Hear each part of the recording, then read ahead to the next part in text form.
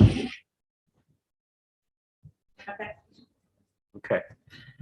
Good evening, everyone. Thank you all for coming out tonight. This is the February 14, 2022 Town Board meeting. For the folks that are here at the library, exits are to your left and to your right. And please join me with the Pledge of Allegiance. I pledge allegiance to the flag of the United States of America and to the republic for which it stands, one nation, under God, indivisible, with liberty and justice for all.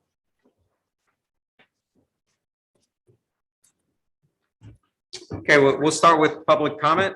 Anyone here in person who has a comment? Yeah. Forgot about that. Thanks, Bob. I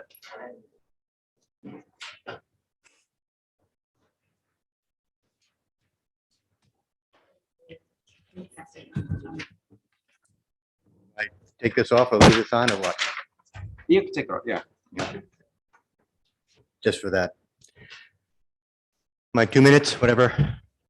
My name is Bob Whittaker from Goldens Bridge, and this concerns the climate resolution passed recently.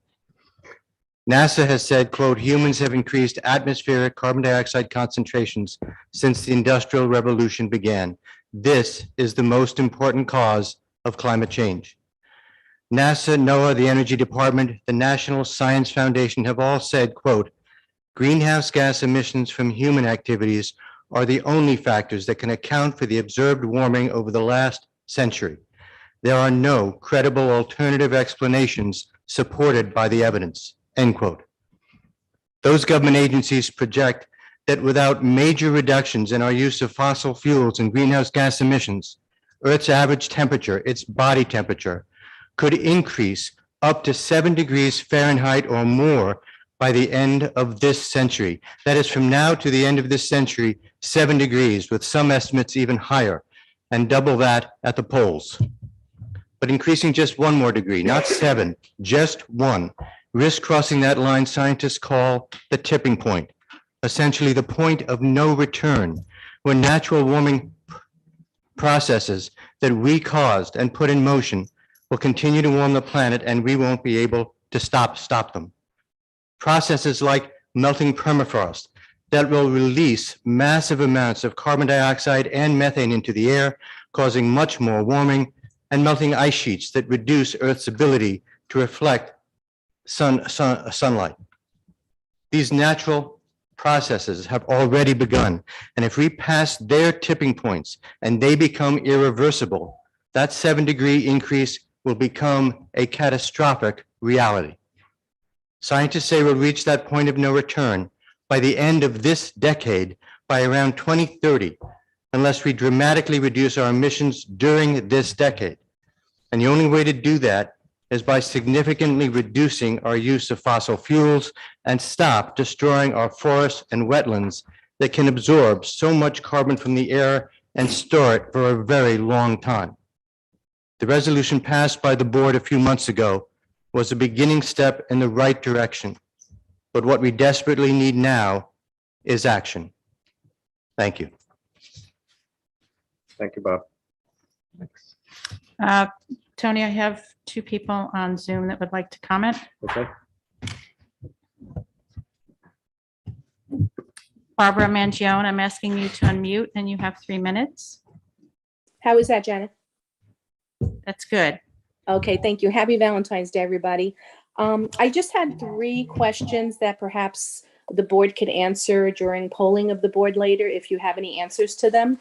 The first has to do with the issue of the town-owned property listings. I think the last time this was formally discussed was in July of last year. And I was just wondering where the town was at with creating a database to list these properties. I believe there had to be some kind of assessment that had to be done on them in January or the beginning of February. So that's number 1. The second question I had to do with the monies due to the town, or more notably to Goldens Bridge from Weil de Balter. I believe we did receive 1 payment of $15,000 a couple of months ago. but I don't think there has been any announcement of any further funds received. So I was wondering if there was any discussions with Wilder-Bolter as to whether or not the town was getting the additional $35,000, which is due. And the last question I had was whether or not we have an active Chamber of Commerce in town. I wasn't so sure because I didn't see anything on the website. So maybe somebody knows if there is one. If not, how do we go about getting one back up and running? Because I do think that the town could benefit from better communications with both our business owners and our property owners. Thank you very much. Thanks, Barbara. Okay, and we do have one more, two more. No, one more. Jen Castellano. I'm asking you to unmute. Good evening. Can you hear me? Yes. Okay. Good evening, everyone. I wanted to take this time this evening. I noticed that there's under new items, a diversity, equity, and inclusion committee up for discussion. And I just wanted to voice my strong support for this item. It's a committee that I had mentioned in June of 2020 when we had those initial community conversations in the wake of George Floyd's murder. At the time, we were not prepared to move forward with a committee. And I think what we have seen in town over time are continued conversations along this vein. I know that Councilwoman Shaw and I had actually reached out to the town board last year to discuss a potential human rights commission, which could address in a more holistic way a variety of issues in town. And now most recently with some of the incidents at school again with swastikas, I think that we have a really unique opportunity to use some of our excellent town resources like the library for some educational opportunities that can benefit not just students, but the parents as well, and better support the residents in town. So I very much appreciate the fact that this is on the agenda and back up as a community item for discussion. Thank you. Thank you, Jen. Thanks, Jen. And that appears to be it. Okay, thank you, Janet. Communications, I just have one item here. This was actually an email just that we received. It was addressed to Sergeant Llewellyn from a resident where he said that a few weeks ago, one of my tires blew out on Route 35, just west of Katona. I called 911 hoping they would send me a help truck. Instead, they sent police officer Terwilliger. Neither he nor I had a jack, so he offered to call a local gas station he knew could help me. I thanked him and tried to tip him, but he declined, telling me he wasn't allowed to accept cash. Then he told me to stay in the car and he would stay behind me until the mechanic came.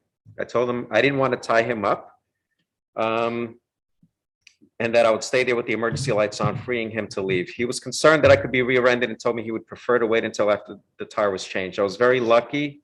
Such a conscientious, kind officer came to my help. You're very lucky to have him on your squad. All my best. So thank you to Officer Terwilliger for the assistance he provided to this person, Dale Young. That's all I have as far as communications. Consent agenda. Motion to accept the consent agenda. So moved. Have a second? Second. Discussion? All in favor? Aye. Okay, old business. Discussion regarding engineering services proposal for the new town park playground. So this is part of the Lewisboro Town Park, the new playground that we're going to be putting in. In order to go out to bid for the actual site work, demo of existing playground and installation of the new playground, we need to develop a bid package that has the specifications for the work.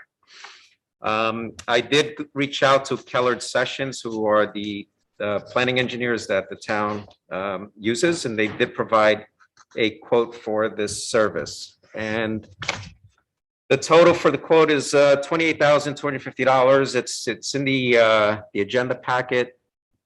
And there's some components of it. It's broken up into different line items. There's some components, for example, the construction phase for $7,000. We probably don't need because we have the assistance of the playground company and the consultant that we worked with.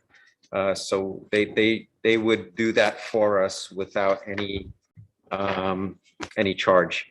And so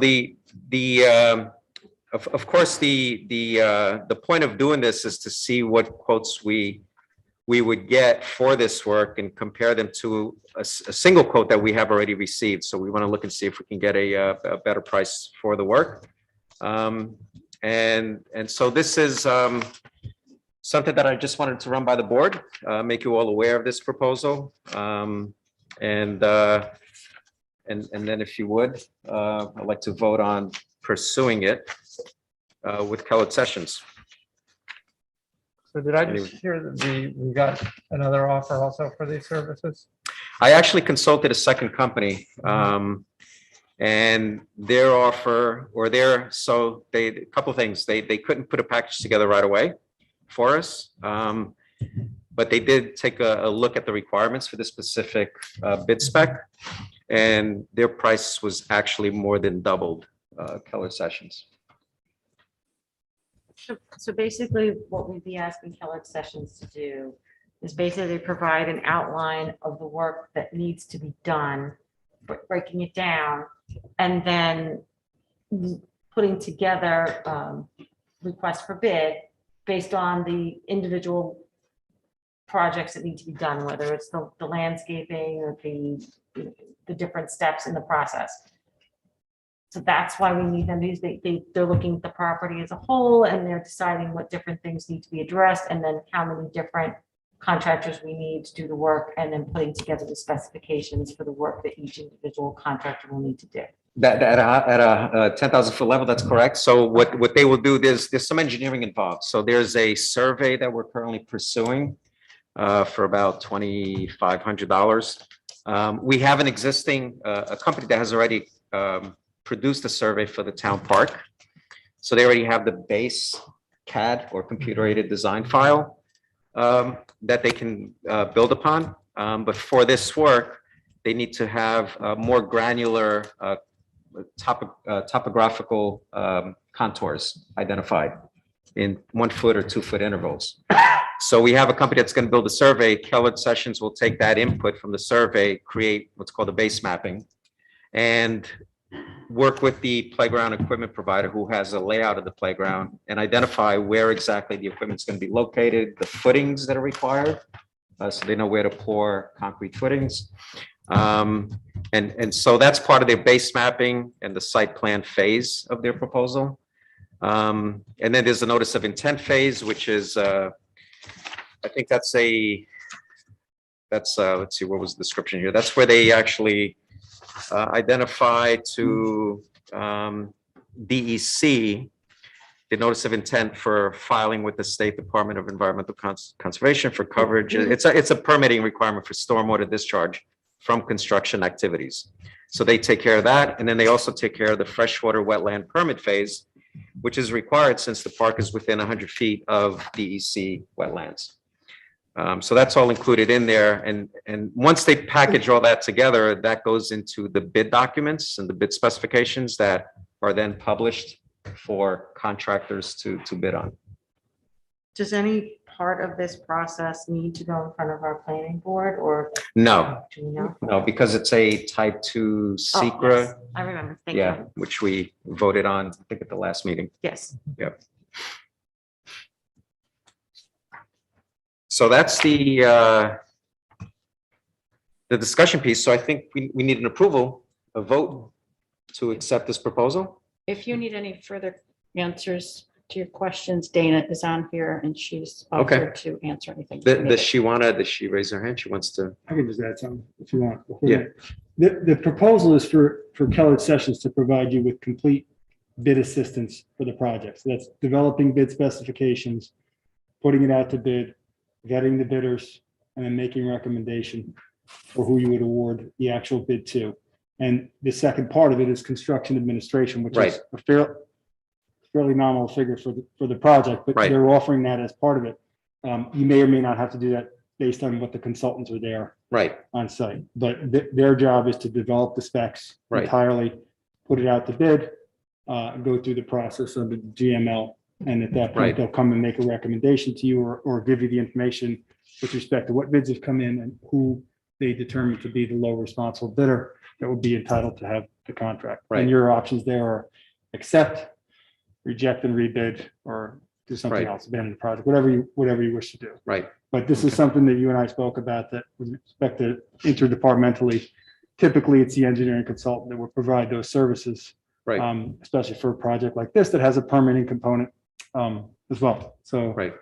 it's a pretty standard agreement, what they put before you. Mhm. And the scope of their services is pretty well defined. Right. And if we eliminate the construction phase, that's $7,000 line item. So that brings it down to 21,250. So there's a potential that we could save on So as of that. right now, the most we would spend is $28,250, That's correct. potentially less. Right. So how do we phrase this? We're authorizing you to sign this agreement for a value of up to 28,250. Would be a motion to accept the proposal of Kellogg Sessions for those services at a price not to exceed.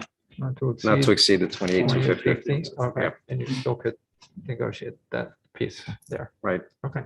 Would you like to? So I will make that motion to authorize the supervisor to sign the engineering agreement for the playground with Kellogg Sessions for a fee not to exceed $28,250.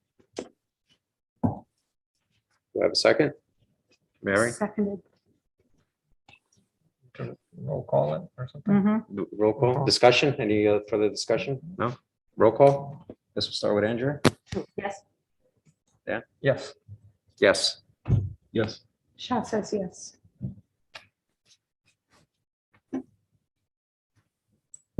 Is, so Dana still, well, yeah, I guess we're good to go. Yeah.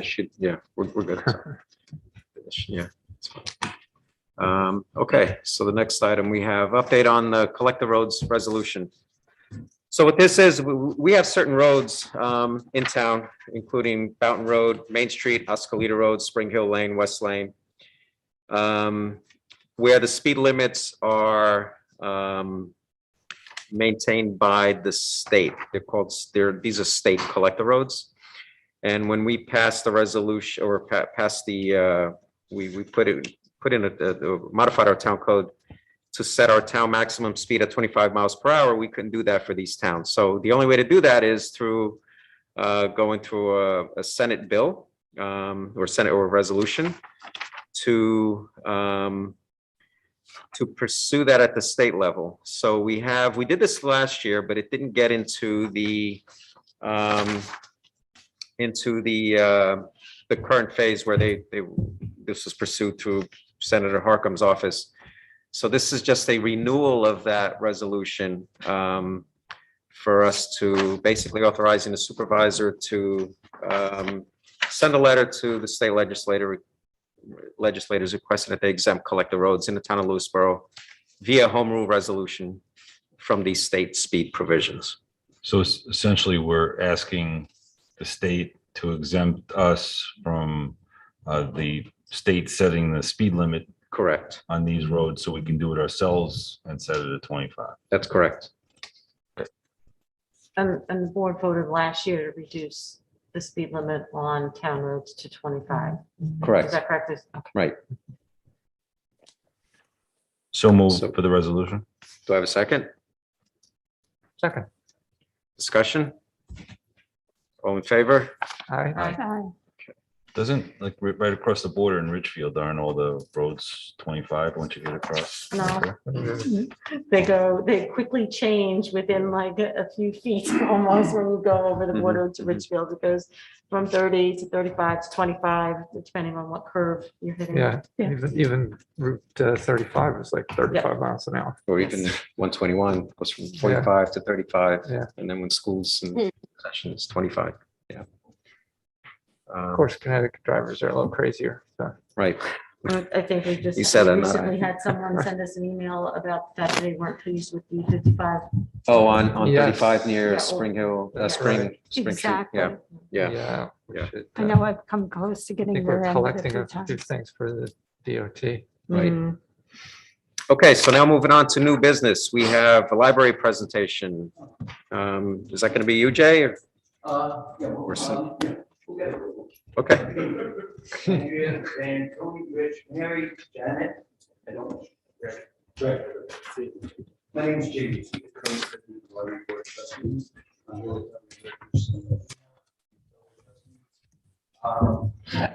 Jay, why don't you do the intro at the mic? Yeah, That way go- they can go- get you yeah. on audio. Should I start over? Yes, please. Yes, Good evening. good evening. Andrea, Dan, Tony, Richard, Mary, Janet, and I barely heard you. Greg, okay, you got the mask on. Jay Lutzy, current president of the Library Board of Trustees. I'm here with Library Director Cindy Rubino, a few of my fellow trustees, Kathy Iglesias, library staff. We're here briefly. Well, actually, I'd like to welcome you to the Lewisboro Library, first of all, right? Shows you what type of services we provide.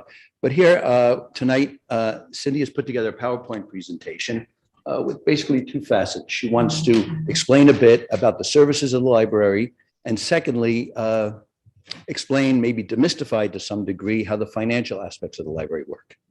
And that's it, pretty much. And also, we are a public service, so all our records are public and transparent. If you have any need to look further, ask for a meeting, drop in virtually or in a meeting, or meet the building and grounds crew. Every first Sunday, we're out here working around, either inside or outside. So if you're looking for something a little more informal. But at this point, Cindy? Are we sharing this on Zoom? Okay, it's good. Oh, Cindy, you want handouts? Yeah, we have. Already done Yeah. that. Let me just make sure. Is Kathy ready? No, not yet. Hang on one second. I'm sorry. It was set to go. Oh, we need to it needs to be Yeah, broadcast. on Sean the was going projector. to make us a co-host, and Kathy is. Can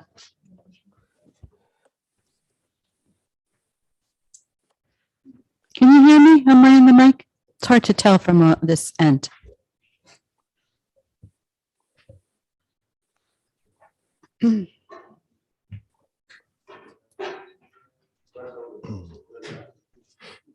What's that? A little louder? No. Who said no? I think he can increase the volume on that speaker back there, so. Okay. Yeah. I need to always remind myself to speak up. And speak slowly instead of rushing. Speaking softly, is a job hazard, right? Steve That's right. Spillane, Carrie Bigster. Oh, this is the noisiest library we've ever been in. We're very lively.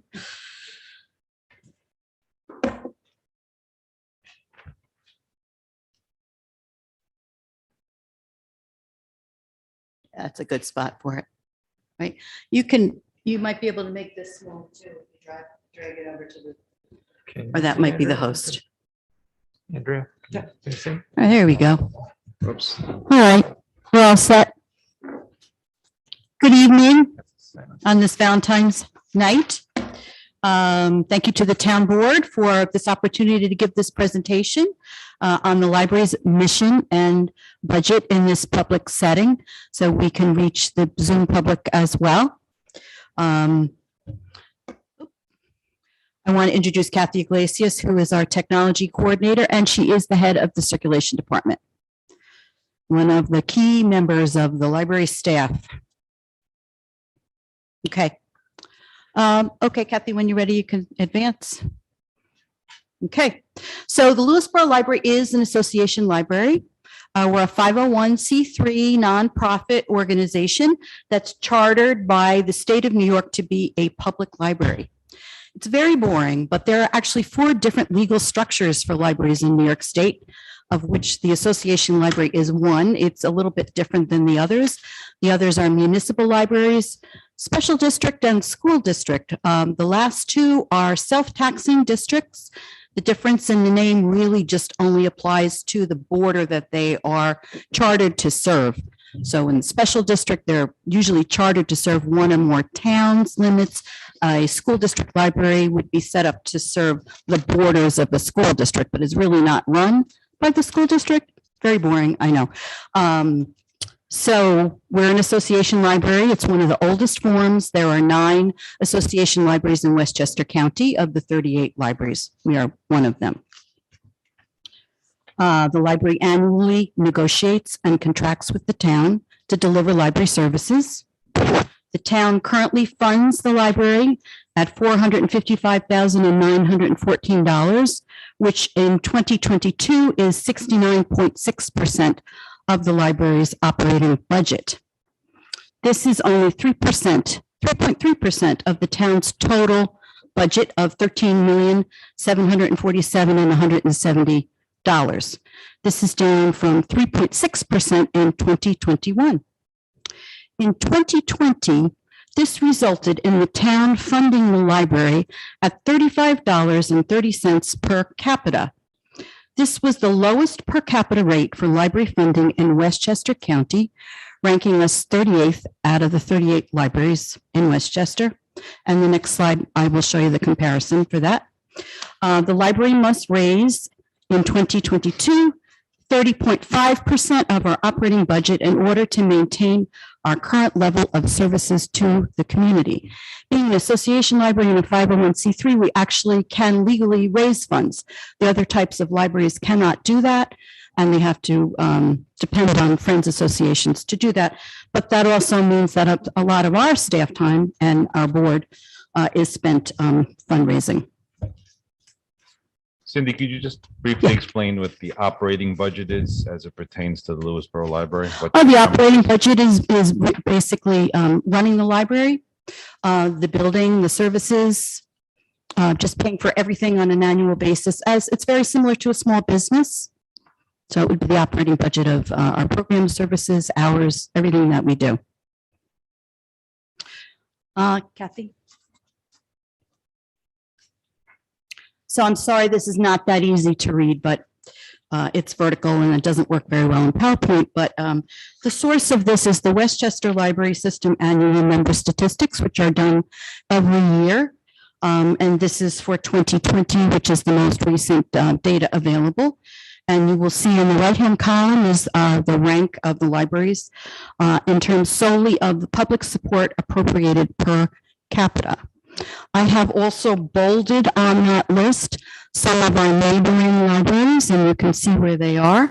So towards the top is Pound Ridge with $151.70 per capita. They are a special district library. Katona, an association library, gets from their municipality $101 per citizen. And you can see, I'm not going to read them all, but I do have bolded Bedford, North Salem, Bedford Hills, Somers. Okay.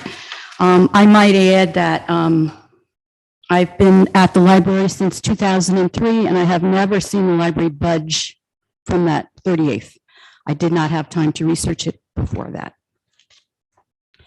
Okay, Kathy. How do we raise the remaining funds?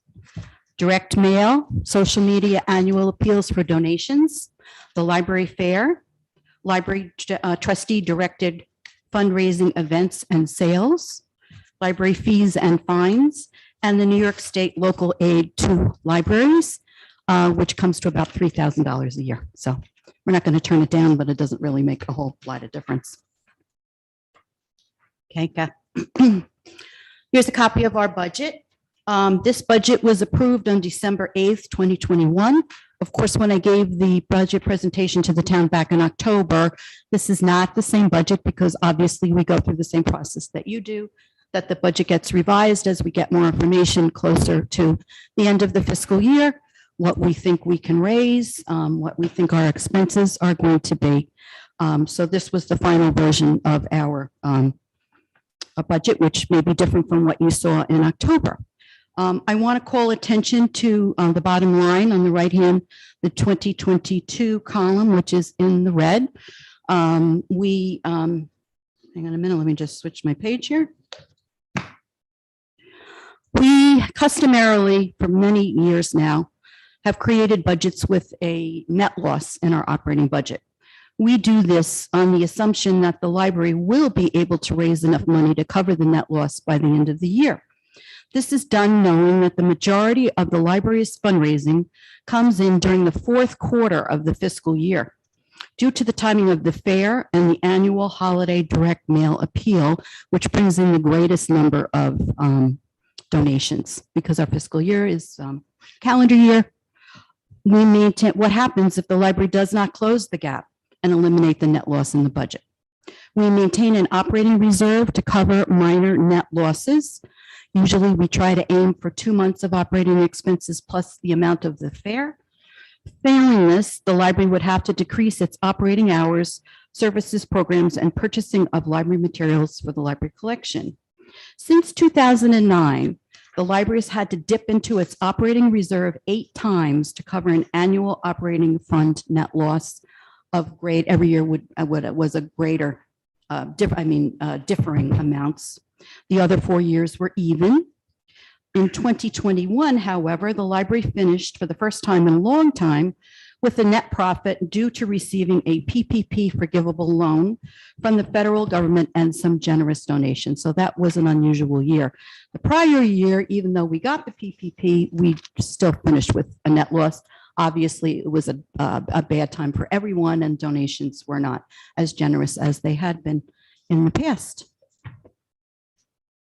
So of course, it's alarming to us when over the long term that we, have a net loss, when our goal is to finish even if we can. In general, stresses on our budget in the past few years, and this is just some select issues. Number one was that New York State raised the minimum wage to $15. This was done incrementally for 5 years. Each year it changed. We were forced to raise the hourly wages of our part-time hourly clerks to keep up with this yearly increase. Because we are a nonprofit 501c3, we are subject to the same laws as far as that's concerned as businesses are, which municipalities are not. Our clerks are paid slightly more than the minimum wage, but we had to keep on raising to keep it to that level. The result was a higher than normal increase in the salary expense line as compared to other previous years. This was the final year that we were required to do that, but it was a big stress on our budget for the past 5 years. Some expenses also increased due to suppliers passing their increased minimum wages onto the fees that we were charged. So for example, custodial services was a big one, and payroll service, and there were some others as well. They were forced to raise their wages as well. COVID-related expenses such as PPE, increased cleaning and sanitation service and supplies, and the glass and plexiglass barriers at the public service desks that we had to get. And IT expenses, we had to recently, and we're still in the process, replacing our aging Wi-Fi equipment and the staff and public computers.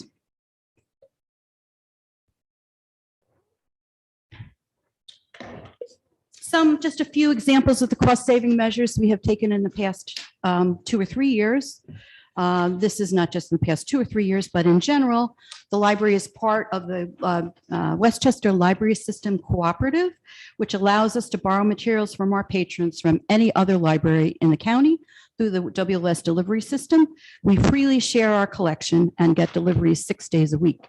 And this is an example of libraries are the original municipal cost sharers. We try to do that as much as we can.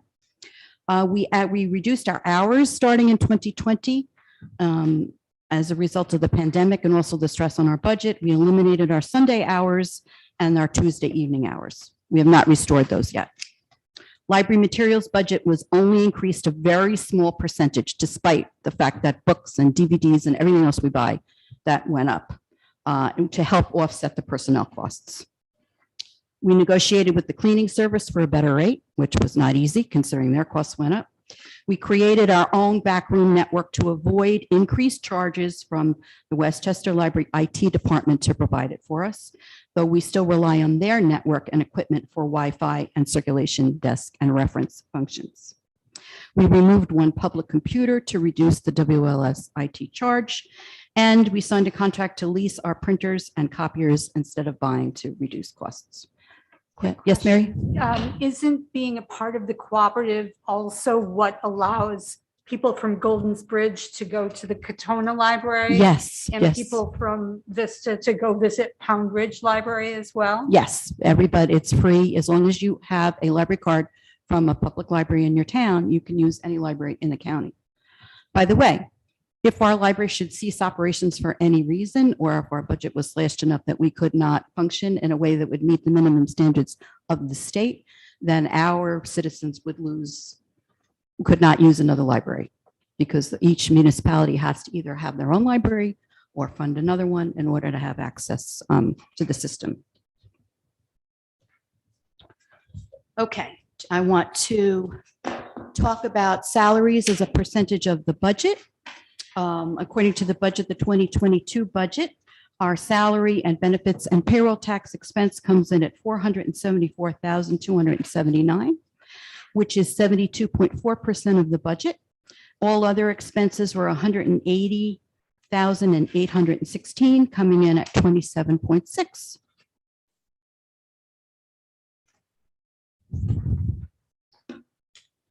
However, the percentage of the salaries and the benefits directly serving the public is another way of looking at it. The library is all about our services for the most part.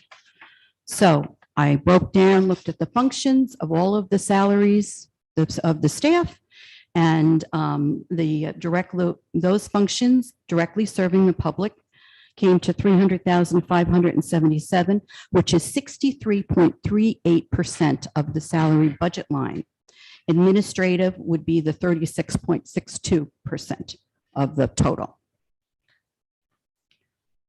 And if you look at personnel expense as a percentage of the total operating expense compared to the other libraries in Westchester County, in 2019, the Lewisboro Library ranked 21st in personnel expense as a percentage of the total operating expense among the 38 libraries in the Westchester library system. This shows this is a typical percentage for public libraries. This is for 2019. Our percentage was 71.5%. 2020 data was not suitable for comparison due to the pandemic shutdown. So many libraries were closed, as we were. So staff costs were not normal for that year. And the 2021 data has not yet been compiled by the state. So that's why we go back to 2019. It'd be interesting to see if there's some relationship between the size of the library and the percentage that the staff, my guess would be as you get smaller, that it's going to be a larger percentage. And so that's kind of not shown in here as well. Yes. Actually, the Westchester Library annual statistics that they do is really interesting. Maybe it's not interesting to everybody, but the data is sliced and diced so many different ways. You know, it's about 50 pages long, and it compares us. You know, I would be here all night if I had all of the charts and everything, but if anybody's interested in that chart to see where we stack up against other libraries in different sizes. And of course, they're all different types of libraries as well. You know, municipal libraries may also have custodial staffs that we don't have. There's a lot, you know, they all function very differently depending whether they're urban or rural or big or small, or there are differences among there. So what is the staff doing to serve the public?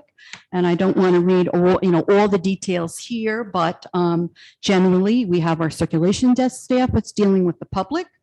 And you can see the details of checking out and issuing library cards, reference, helping patrons find information in library materials, placing holds, helping patrons use public computers, collection development, selecting library materials for all age groups to add to the collection, programming, youth services, community outreach, including working with our community partners and delivery service to homebound seniors, technology literacy. A lot of people don't realize that we provide programming and training to help patrons better understand and utilize technology, which, contrary probably to most people's belief, there's a lot of people who are not very technologically, literate, that live in town and come in and have questions that, don't even have an email. It's, are you raising your hand, Rich? Yes, for that, not literate yet, technologically. Making no claims to be literate, but.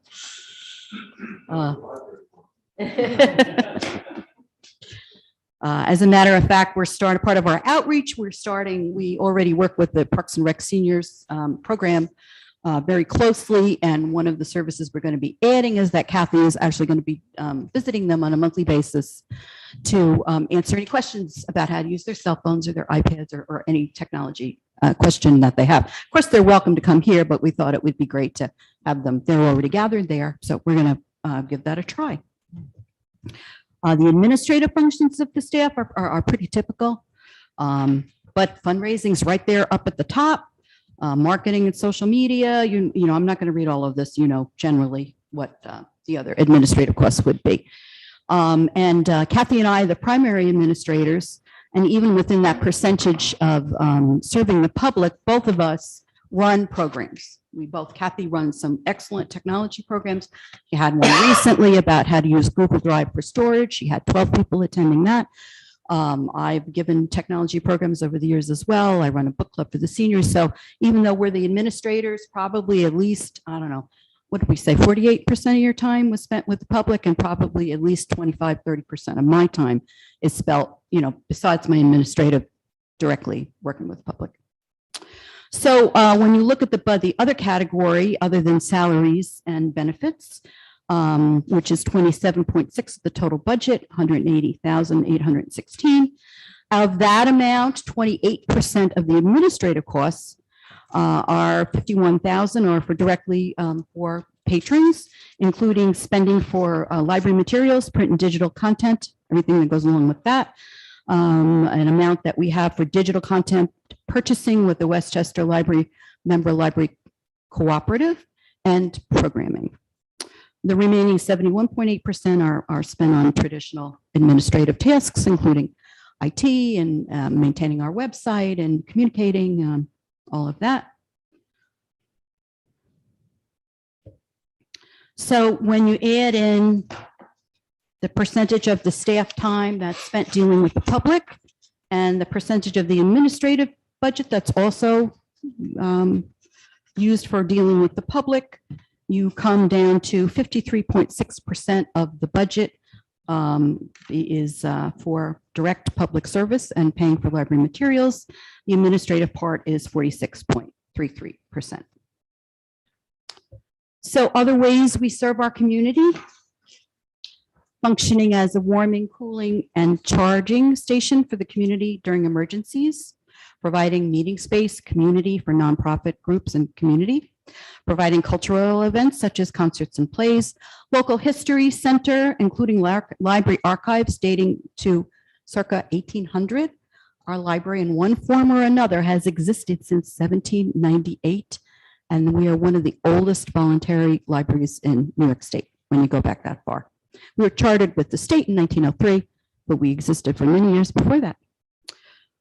Providing study space for students of all ages from elementary to graduate, extending library hours during high school exam periods, providing meeting space for tutors and students, quiet working space for residents with small businesses, providing public Wi-Fi, public computers and printers, assisting less technologically literate patrons with using computers for job applications, government forms, etc. Museum passes, homebound delivery service, proctoring exams for independent learners that have nobody else to do it, book clubs. And I just want to talk about our partners in the community. We partner with them in planning and providing programs and meeting space, either for programs here in the library or at other locations.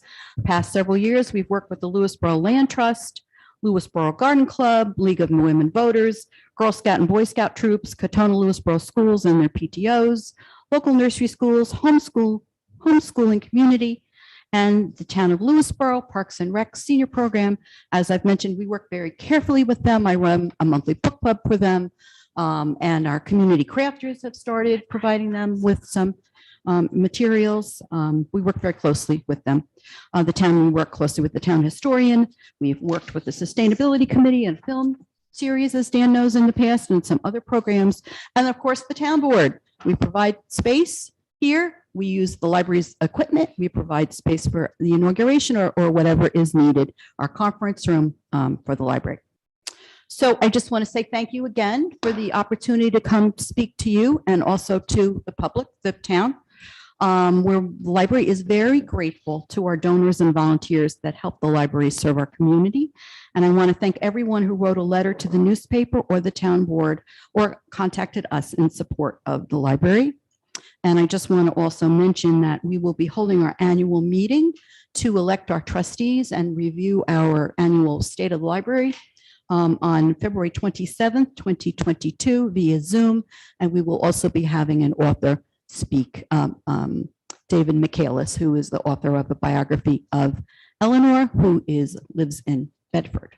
So I'd be happy to answer any questions that you have. David lives in Bedford, not Eleanor.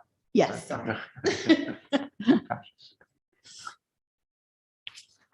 Well, this is a very good presentation, so thank you very much. You're welcome.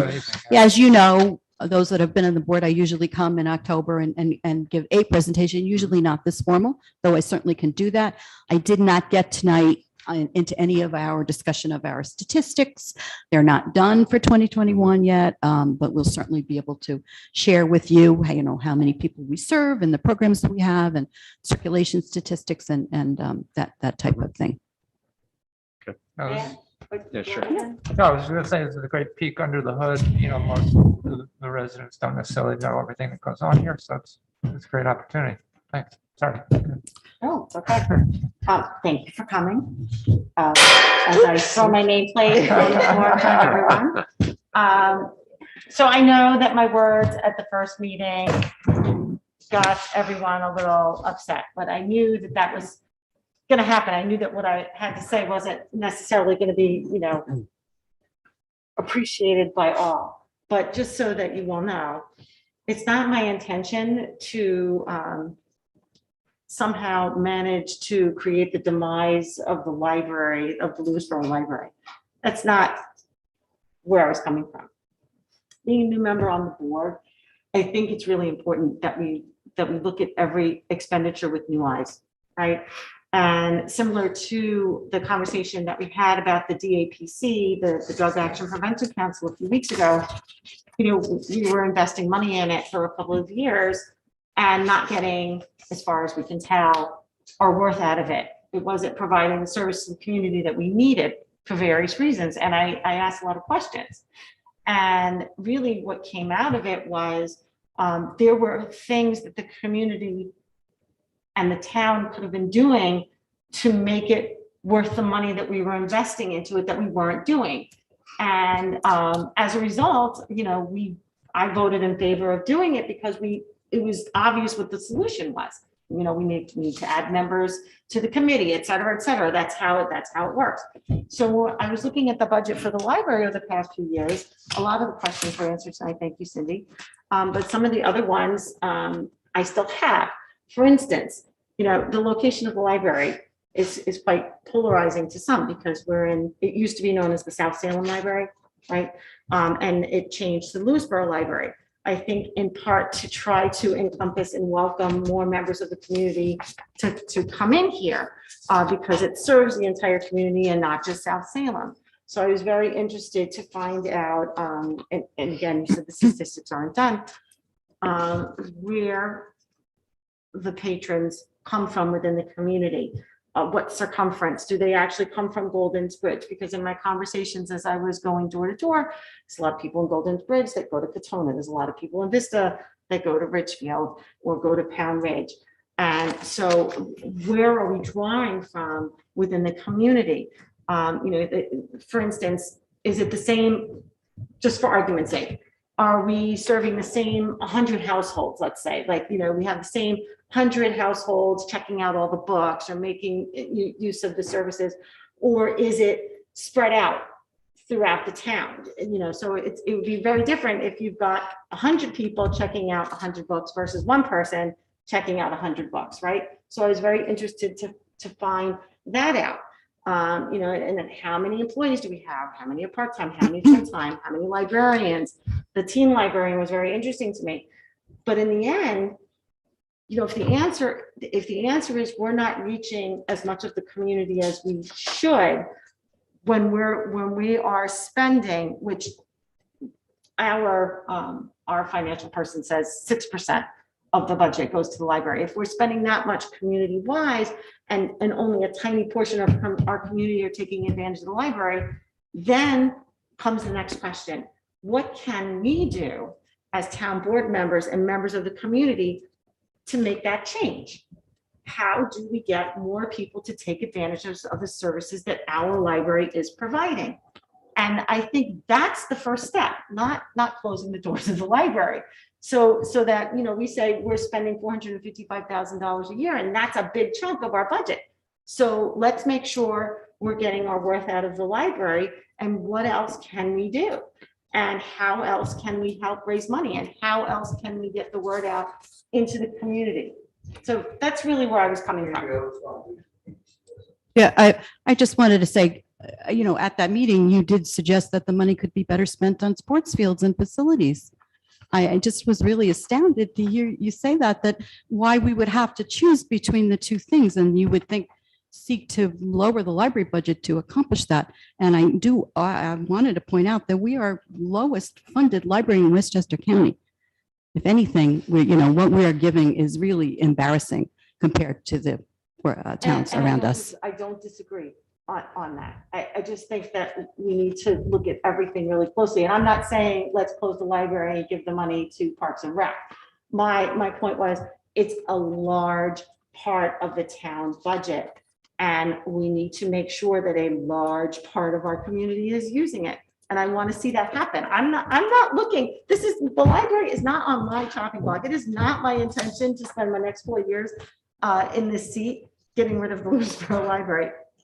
That is not it. I'm looking at the finances of each and every expense and how we can do better, and how we as a town board can do better, and how we can get the community more involved.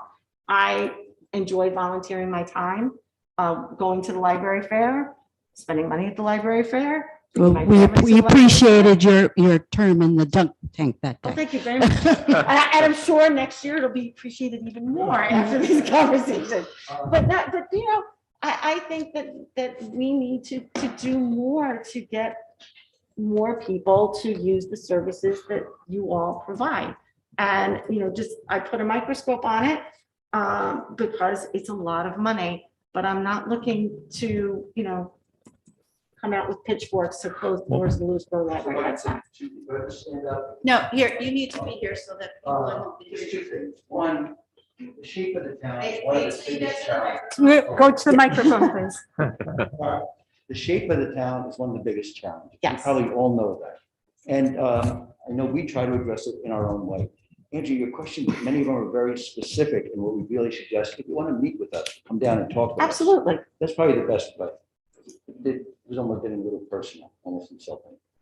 And we didn't Not appreciate that. intended. I know you, I don't think you meant it that way. No. But we have the shape of the town, which is unusual, and it is hard to serve the community in that regard. But we are somewhat centrally located, and we do reach out. We reach out with the board members, and we reach out with all the functions that we do. We try to provide the whole spectrum from the young to the old. Yeah, Um, yeah, and on that, Jay's point on that, well, I think we are actually in the geographic center of the town, I think the way it works in this area.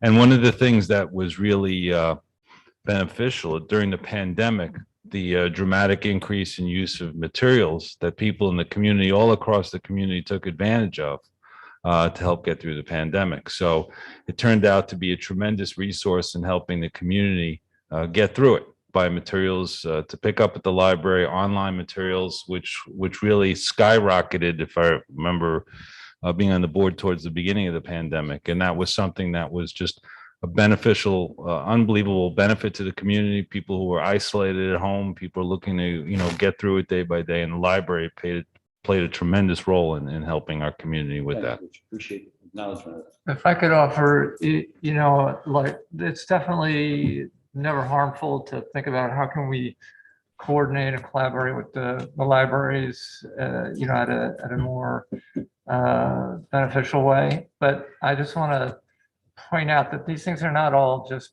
pro rata calculations. Not everybody goes out and hikes in the preserves all the time, but they are a benefit to the entire town anyway. Or they're like the schools where every resident has an interest in having good schools and educating those kids, even though they themselves are not going to those schools. So it's not always easy to translate this into a ledger equation, So I would just want to, provide some balance there. Provide a public service.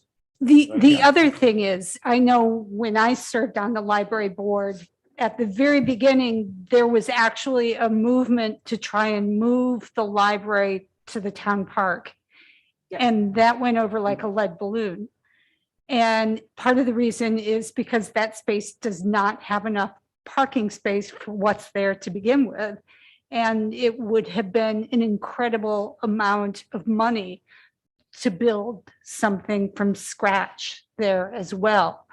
Now, if we could work at providing a mobile service for people in Golden's Bridge, or maybe a satellite service, That's one of the things that I was thinking. when I Yeah, was brainstorming not about just- this. not just Golden's Bridge, but Vista as well. Maybe that's something, but we'd have to look at how much it would cost. And we would strongly invite you to come down and talk and meet Yeah. with us informally. It's much easier Yeah. than boring the whole audience about that. But it Right. is something we have to address, the shape of the town and the service the library can provide it. And there were, years ago, Mary, there were some of those things, and we talked about bringing those back. We also talk about making the library more of a center here in the old South Salem hamlet, which we've done with the great gardens and expanding the library. And I've talked with Peter, I talked to Tony, we talked with Rich, and I think there's a lot of possibilities to do that. We could be the center of it, so that's another way to address it, make it more of a destination. One offshoot, okay. I was part of, 10, 15 years ago, part of Reinventing the American City. There was a symposium in Stanford put on by their PhD program, graduate program. And one guy came, I don't know if it was in Dartmouth or Brown, and they had done a study on what kept the great cities going for the century after century. It wasn't that they were a seaport or a military power. The great ones were all centers of culture. Now, how do we bring that down to Lewisboro level? It's hard to say, but take what we have and try to make it better and use that. And continue to be a center of culture. And the library is one of those centers that we don't have a lot in the town, but what we have, we try to use well, and the library is part of that. That's all, just new set of eyes, and how can we do No, better? that's a good point, though, because it's having us look at it another way and making this presentation. Because the way it functions, the association aspect. I know when Rich and Mary got on board, weren't you surprised by that? I don't know if you, well, Mary, you may not. I certainly was. We get 70% of our financing, Cindy, so we have to raise the balance of that 30% every year. And my understanding is there's at least one donor that made very big contribution annually. And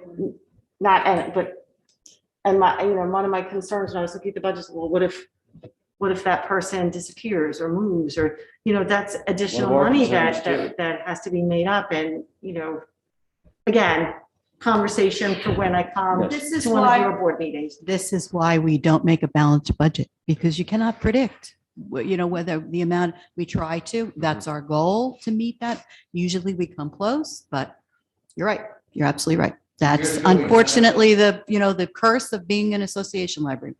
We didn't have the library fair because of COVID. But, Yeah. There was a smart board member. They might be Slara. He brought up that because we were a 501c3, we could apply for that PPP money. And we Yes. did. And you really helped us close that gap. So thank you. I do also just want to bring up that, we managed to build this beautiful facility and renovate it completely on the library's dime. We did not get any money from the town for that. We raised $1.5 million in order to do that. I think that was a tremendous accomplishment and a mark of the support from the community. I want everybody to keep that in mind. I think that's many people, when they move to or choose new places, want to see what the facilities are. People come in here and they're like, oh, what a nice library. Had a lot of people move up from the city in the past 2 years during the pandemic, and many of them found their way to the library and are participating. So thank you so much for letting us speak tonight. I appreciate it. Just an parting thing, since maybe biased, but I mean, we developed over the last couple of years the slogan for Heart of the Community. And those of us who have been in town, whether it's just new to town or been here a while like myself and people up here or longer, there's no event that brings our community together more than the library fair. Every year we look forward to it, and what a tremendous event it was after COVID. Such a positive event for our community, and I know everybody looks forward to it. I know I moved to town because of it. I enjoyed a couple of the concerts that you guys had in the library. I really enjoyed one of the jazz, I remember it. and so that. You won the those things 50/50 raffle. I did. Ah, Yeah. Thank you. Thank you very much. Good discussion. Thanks, Joey. Same. Thanks, Cynthia. Thank you, everyone. Okay, so next on new business, we have a resolution for the Westchester County Multi-Jurisdictional Hazard Mitigation Plan update. So what that is every 5 years, well, at least it was done 5 years ago, Westchester County puts together a hazard mitigation plan, and they invite municipalities to participate in that and provide their own municipality-specific input. So back in June, Peter Parsons decided to opt into that, and we decided to update the existing hazard mitigation plan that was put together 5 years before. So we worked on that. I spearheaded it, had a lot of input from Highway, from Peter Rippiger, from Adam Oakes in our emergency management, Parks and Rec, Dana, and I think other offices. I think, Janet provided some input. And that all went into this, our own hazard mitigation plan that becomes a component of the county's mitigation plan, hazard mitigation plan. But part of the process requires that we need to adopt a resolution, basically approving that approving the county mitigation plan. So I'm going to read a few things that come with that as part of the resolution. That we use the adopted and approved portions of the plan to guide pre and post disaster mitigation of the hazards identified, including staying on the library for a second. We actually have the library identified as one of the warming centers, for example, and a place where people can come and access the internet if the internet is down in other parts of town. Because the library has its own generator that people should be aware of. Well, actually, the town It's- hall has a generator and they have an agreement with the library Right, to use that for said purpose. right. I think it's actually the highway department, right, Peter? Generator? Your highway department generator is what powers the library. Right, yeah, yep. So as part of the resolution, we resolved that we will coordinate the strategies identified in the plan with other planning programs and mechanisms under the plan's jurisdictional authority. We'll continue to support the mitigation planning committee as described within the plan. We will help to promote and support the mitigation successes of all participants in this plan. We will incorporate mitigation planning as an integral component of government and partner operations. We will provide an update of the plan in conjunction with the county no less than every 5 years. So we're pretty much committing to that by passing this resolution. One other point I wanted to add is by doing this, it also, we then become eligible for FEMA grants. So if we are going to pursue FEMA reimbursements in the future, we need to have this in place. The deadline for this was actually back in December, but there was some missed emails or email addresses that were not included in the distribution. So they sent us a reminder, and it actually came up. We're not the only ones, because it came up on the county municipality call that George Latimer was leading 2 weeks ago. So the objective here is for us to adopt the resolution or pass a resolution to adopt the Westchester County Hazard Mitigation Plan update. So I would like to motion that we adopt the Westchester County Hazard Mitigation Plan as updated, which includes the town of Lewisboro's Hazard Mitigation Plan information. Do I have a second? Second. Discussion? Discussion. So this is the first time that I've seen the document, which Tony very kindly sent the link to at the end of last week. It is a very voluminous agreement, or lack of a better term, plan. All in all, it's over 2,500 pages. That's, Lewisboro's section of it, however, is not, that voluminous, but there are sections that need to be read in coordination to understand. It sounds wonderful to me from the outside, but I don't feel that I personally have had enough time to read the entire thing to vote yes or no on it. I mean, obviously, I'd be leaning towards voting yes, but I just want to finish reading it. So, my request would just, since we're already kind of late, if we could just put it over to the next meeting, I'll feel better about voting yes for it, because then I understand what I'm voting on. It was a lot to read in a weekend, and I really don't feel that I got through enough of it. Right.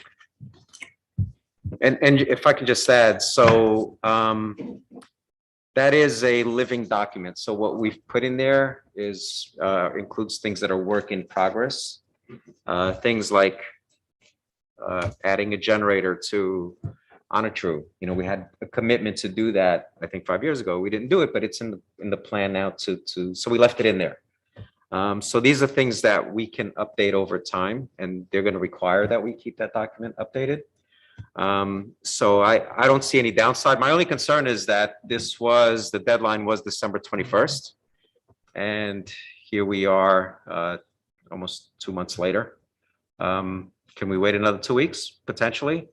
But since I don't see any downside, I would rather just vote on it, and then if everyone's in favor, we get I it wouldn't want filed. to take any risk to missing out on the FEMA dollars. And it's good to be a part of this collective effort. There's one thing that's something that has to be cross-border, certainly emergency management is one of them, and we always have treated it that way. So I'm ready to sign off on it. And just in terms of where this resolution goes, there's a copy that gets filed, of course, with the county Office of Emergency Management, but it then gets forwarded to the New York State Department of Homeland Security and also to FEMA. So with those three different agencies in place, I'd rather do it sooner than later. No, it's funny. I understand your position. It's just hard for me because, like I said, it's a lot of information. It's not that I'd be against it. It's just that I want to understand what I'm voting on before I vote on it. Right. And for me to say, I don't. And Dan, you've lived with it. You've sat on this probably board worked for so on it. many years. Yeah, you You've probably probably worked on it, seen yeah. so many versions of this throughout your years of service. So for me, it's brand new. So I'm just not comfortable voting on it tonight. Okay. But if the rest of you are. No problem. Okay. So do I Take have a a, motion in a second. yeah, I think I motioned, you seconded. Yeah. We had a discussion. All in favor? Aye. Aye. I'll abstain. Okay. And you and I can discuss. I can share with you specifically, so you don't have to read that 2,500 page document. No, I Just share was with you. picking out Yeah, sections. yeah. Thanks, Tom. You're welcome. Okay, next we have a discussion regarding the establishment of the Inclusion, Diversity, and Equity Advisory Committee. Jen Castellano mentioned this during public comment. This is something that Rich also had brought to our attention. I know Mary had spoken to Jen and had some desire in pursuing something similar, more on the human rights side, but I'll let Rich take the lead on this. Just wanted to quote something. We're in Black History Month, celebrating that. So wanted to recite a quote from Martin Luther King about courage. Courage is an inner resolution to go forward despite obstacles. Cowardice is submissive surrender to circumstances. Courage breeds creativity. Cowardice represses fear and is mastered by it. Cowardice asks the question, is it politic? Vanity asks the question, is it popular? But conscience asks the question, is it right? And there comes a time when we must take a position that is neither safe nor politic nor popular, but we must take it because it is right. So as we celebrate Black History Month and having recently commemorated International Holocaust Remembrance Day, if we're being completely honest and reflective about it, unfortunately, racism still exists. This is something from the Journal News on Saturday, something at a basketball game that happened in Rockland County. Disgraceful example of high school students, how they were at a game. And unfortunately, anti-Semitism still exists. We look in our own community as far as that, what's gone on with the recent swastika incident, which is one of many which has taken place over the last number of years. An anti-LGBTQ bias exists. And members of our community with disabilities of all kinds are not provided with all the support and resources that they desperately need. And with that in mind, it just seemed like a good time for a town board discussion about whether there is interest in pursuing opportunities which would come with the establishment of an inclusion and diversity advisory committee, as other municipalities have done, such as Bedford back in 2020. I look at this as an opportunity for our community in going forward and looking how we can continue to develop our community and continue to come together going forward. This is not about placing blame. This is not about looking backwards. This is about us continuing to grow and continuing to come together as a community. And in light of recent events and all the positive things that have happened in our community, this just looks like a good opportunity to have this discussion. So, and that's why I brought it to everybody. Thank you, Rich. Thanks. That's great. It's certainly timely. We need to do this. You know, we had some forays in this direction last year and sort of trying to get our feet wet and comfortable and get our skill sets tuned up a little bit. I, for one, feel I need continued work on that count. I'm thinking to start this, we need to scope out this Right. potential. Yeah, and on that point, I had some thoughts just to share. I was looking at it as having kind of a community outreach component where we build upon our Juneteenth celebration and LGBTQ Pride celebration of last year, where that's an organization which will take that over and initiate that and develop it. So that's something that could be a recurrent part of it. There could also be an educational component where we have an opportunity for programming in the community, develop that, where there's a genesis for it. There's a place where that can start, Black History Month and all the International Holocaust Remembrance Day and all other opportunities for events, an educational component that can develop throughout the year.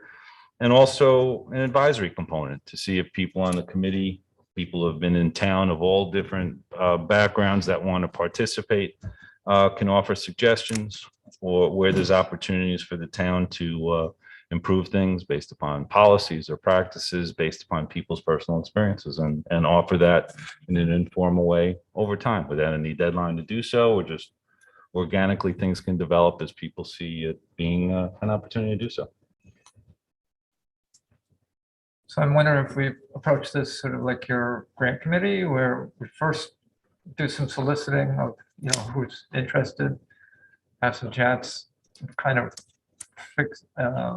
confirm that scope, based on their inputs a little bit more, and then. Well, the way I see it, I'm just introducing the concept. I think what we need to do now is to just reach out to the community and see if there's interest, because I know that people have had discussions with people who might be interested, and there's an issue with certain people, they may not feel comfortable coming forward. And that's why I opened with my MLK quote about courage. And I'm not saying it's difficult. It's not difficult to come forward and to be part of this. It can be very difficult for some people, but you got to take that first step. I mean, courage is what has made our community great. People who every single day that risk their lives and go out every day for us, they exemplify courage. They do that on behalf of all of us, that they risk their lives. People do it at all different levels. And it certainly takes a bit of courage to participate in this. And I'm hoping that this will be something that people can rise to the occasion and begin to feel comfortable in coming out in the way that they can to help move this forward if there's support for it. I think it's important that if this committee gets off the ground, that we reach out and make sure that there's a youth member or plural from either, from the high school, potentially from the middle school. I think it's important to get young people involved and bring their voice in, and also, be able to take what the committee has to offer and bring it back to the school, help implement programs in the school, as well as bring people from the school and get them to participate in programs outside the school. Sounds awesome. I agree with that wholeheartedly. That way we can have an impact as far as what's been going on in the school, as you mentioned with the anti-Semitic graffiti. Today is February 14th. It is the day that Frederick Douglass celebrated his birthday. He chose to celebrate it to remind himself of the love of his mother before he was sold off into slavery. I think that this is a great thing that we can do for our community and use it as a way of growing together and learning together and reflecting together on what our implicit biases are and work at overcoming them because we all have biases. And it's something that I've been working on at work. So I would look forward to working on this, whether we call it equity, diversity, and inclusion, or whether we call it a human rights council, as they do in Pound Ridge. I know North Castle also has a committee that they've put up and running, so we wouldn't be the first, but we certainly can be the best at bringing our community together and learning and being committed towards civility and making Lewisboro a wonderful place to live. You bring up a great point that we can take the experiences of other municipalities and pick and choose as to what's would be most effective right here at home. And improve upon it so it fits Lewisboro. Rather than copying, we make it work for ourselves. And I think if we do a human rights committee, that way we can help make sure that people who are disabled or people with disabilities get their needs met in a more efficient way, that people of color, people who are LGBTQ+, people who are female, people with learning disabilities, so all of us can have a voice here in the local government is something that's important. Yeah, I'm in total agreement. Do we, so do we want to, obviously, we need to define with this committee membership, how many members? Is that something we want to do now? Well, I think Specifically, the you best wanna- way is, I think we have to explore what we just said. We want to see how other towns and communities have put together their organizations, and then see what works best for Lewisboro. And then at that point, we can determine how many members and what we want to the makeup of the committee to be. Mission statement. Yeah. maybe what we could do is we just put it out there and we ask members of the community to reach out to anybody on the board or anybody you feel comfortable in reaching out to, whether it's publicly or you want to reach out privately as far as what you're interested in doing. And then we can maybe, not next meeting, but the meeting after, we could kind of just take a look at what we have and then figure out the best way to go forward from there. And we could also have a gathering before that meeting after next to have, Like a kickoff discussion. a coffee, Yeah. let's have donuts and coffee and talk about how we can meet everyone's human right needs. Like a community discussion or. Great idea. Exactly. Okay. So that'll be the plan. Community reach out and get this coffee gathering going, Or tea. or tea. Thanks The for non-coffee listening and drinkers. participating, everybody. Thank you. Okay, so next we have discussion regarding increasing the membership of the Sustainability Committee, which currently has 9 members. We have multiple people who are interested in joining this committee, and the chair of the committee asked if we could increase the membership by 1 position. So that's the discussion here. Do we want to add 1 more position to the Sustainability Committee? And in order to do that, we have to do that by way of a resolution. You just want to increase their max from 9 to 10? From 9 to 10. Yeah, not a small committee already, but it's the scope of what they deal with is quite broad. It's transportation, and energy, and buildings, and the building codes, or running campaigns, and you got some members that are bringing tremendous know-how, but are hugely busy, so they can't necessarily Right. do a lot of the get it done stuff. So it's And definitely- Dan is the liaison to the committee, right? Yeah. So here's my thought. On any committee, I know that they probably don't vote on a lot of things, but I think anytime that you have a committee open to an even number, that produces the chance that there may be a tie vote.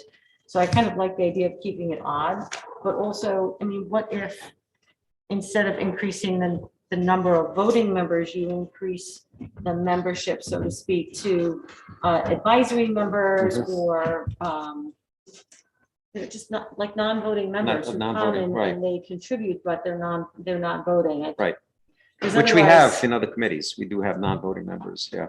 'cause Or I I'm guess- sorry, it can't be against people wanting to come in and help. And, they all, as Right. Dan said, they all come in with different areas of knowledge and make different contributions. You don't want to stop that from happening, but, not everybody So needs maybe if to. you have an odd number, maybe just authorize it up to So 11 make it as a 11 now. maximum. Yeah. Yeah, I mean, we actually did have some new people show up last week, and I'm not sure if they're going to stay with us or not, but You bringing Yeah. good cupcakes to the meeting thing? Is that how you get? Is that?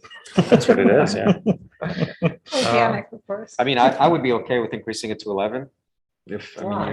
it's a lot of people, the but North Salem, well, they have a climate smart community committee, which is it's almost 20 members or something. So I don't have a Huge. problem with the membership not- increasing, just the voting membership. It's not really like, we don't vote on almost anything. It's more just like project work, What's your recommendation on this, Dan? I would go 11 then, because we could very well be coming back to you soon because somebody else, let's go to 11. If all the committees could have this problem, Yeah. that would be delightful. yeah. So do we just need So we to, need a motion to, you want a motion? I move that we increase the membership allocation for the Sustainability Advisory Committee from 9 to 11 members. Do I have a second? I second. Discussion? All in favor? Aye. Aye. Okay. Second that email. Okay, last item under new business. This is a discussion regarding a $500,000 borrowing resolution for highway vehicles. Peter Rippinger, our highway superintendent, is here. And maybe, Peter, you want to come up and just summarize what you're looking to do?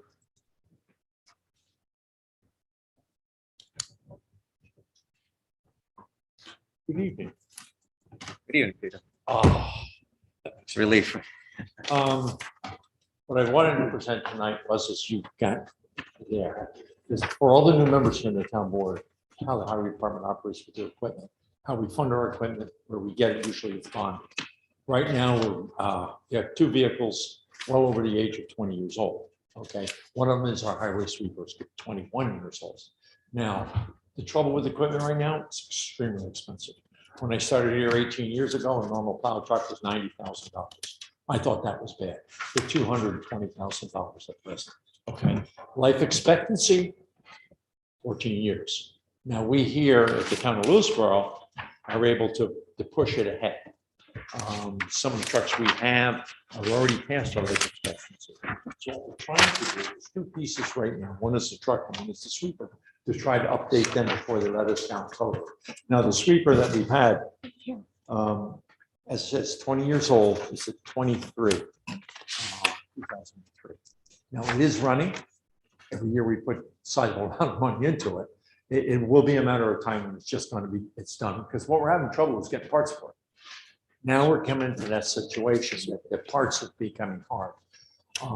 And with this here, every truck right now, you're a year out. Even if you ordered it now, the sweeper, if you ordered it now, you won't get for 6, 7, 8 months.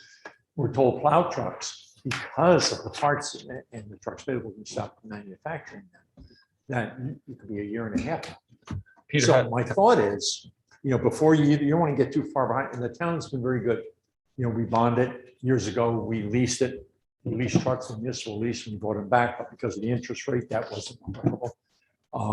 You will see on the chart that I gave you, and this all comes from the breakdown sheet on how to replace or how to run your highway equipment budget, came from DOT State of New York, okay? And from the Department of Education, Cornell School, and from the federal FEMA program.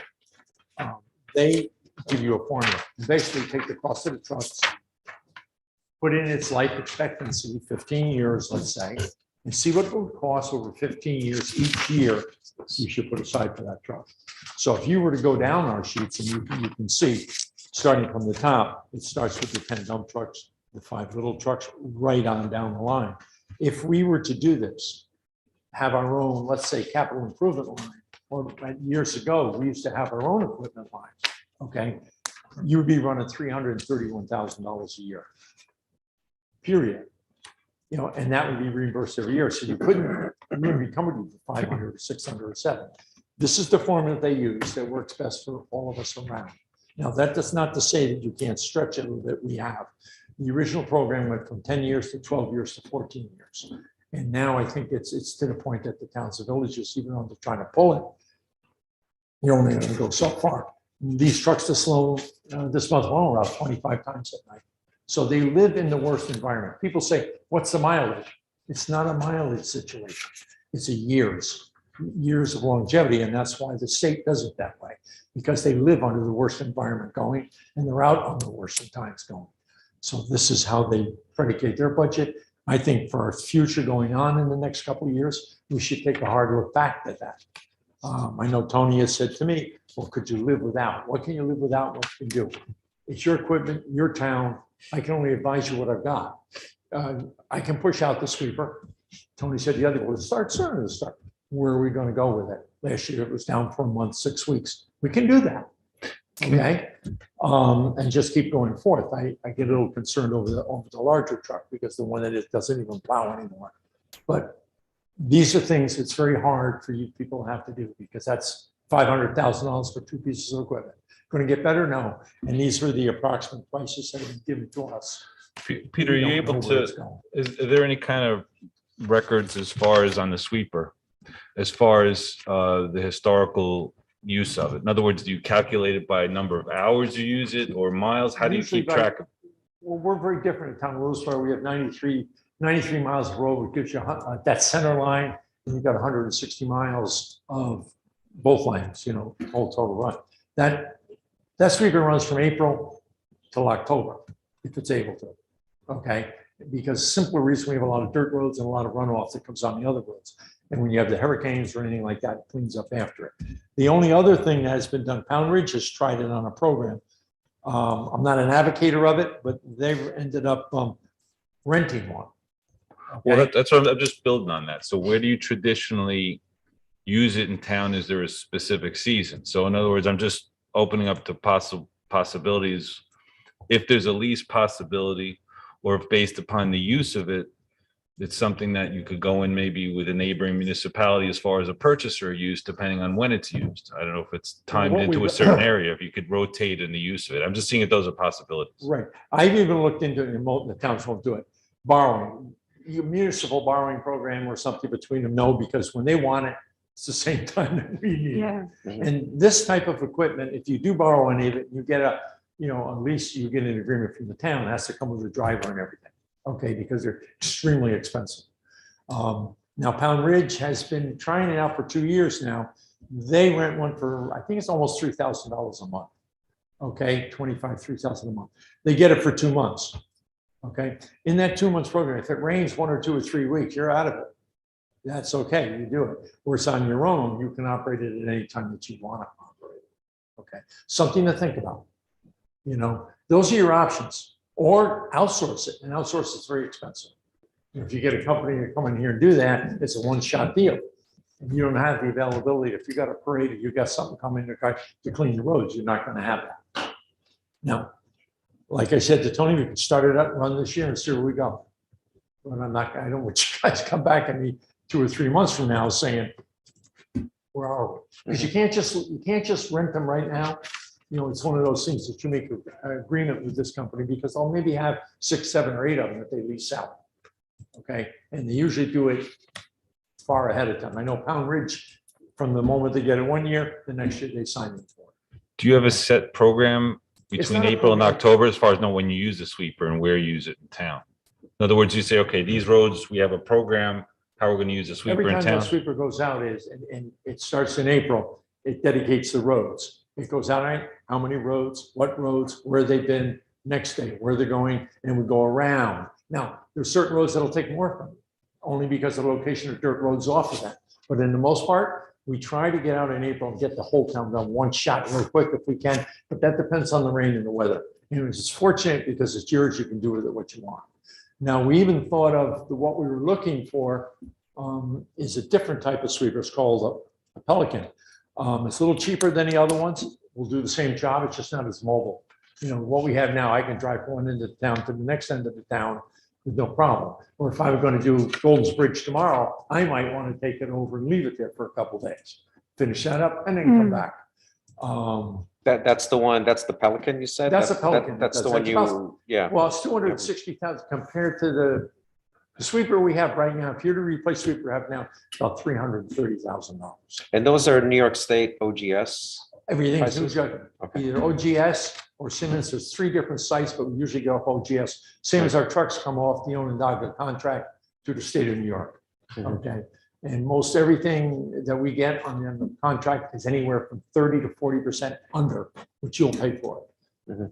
Typical thing, you can buy a 550 truck, we could buy it for $30,000 and you'll pay $45,000, $50,000. But it's all state contract. The hardest thing is getting the products now. We had 2 trucks that were back ordered now almost a year, little trucks, because of availability with COVID. COVID has really destroyed the market as far as that goes. So we just stepped up the process with the trucks we have. We need 10 of them and we have 10. One's limping, but it's what it is. I just don't want to see you get to a program as you look at the dates on those, slide down that calendar 2 or 3 years from now, because we're on a very good program and Leo has been on it as far as borrowing money, and the town has been excellent with this. Okay. What has happened was we replaced trucks and then all of a sudden, and that's why I put everything in here, a loader goes. A loader's got 15 years, 20-year life expectancy. But you're concentrating on your dailies, and that's why I gave you the whole package.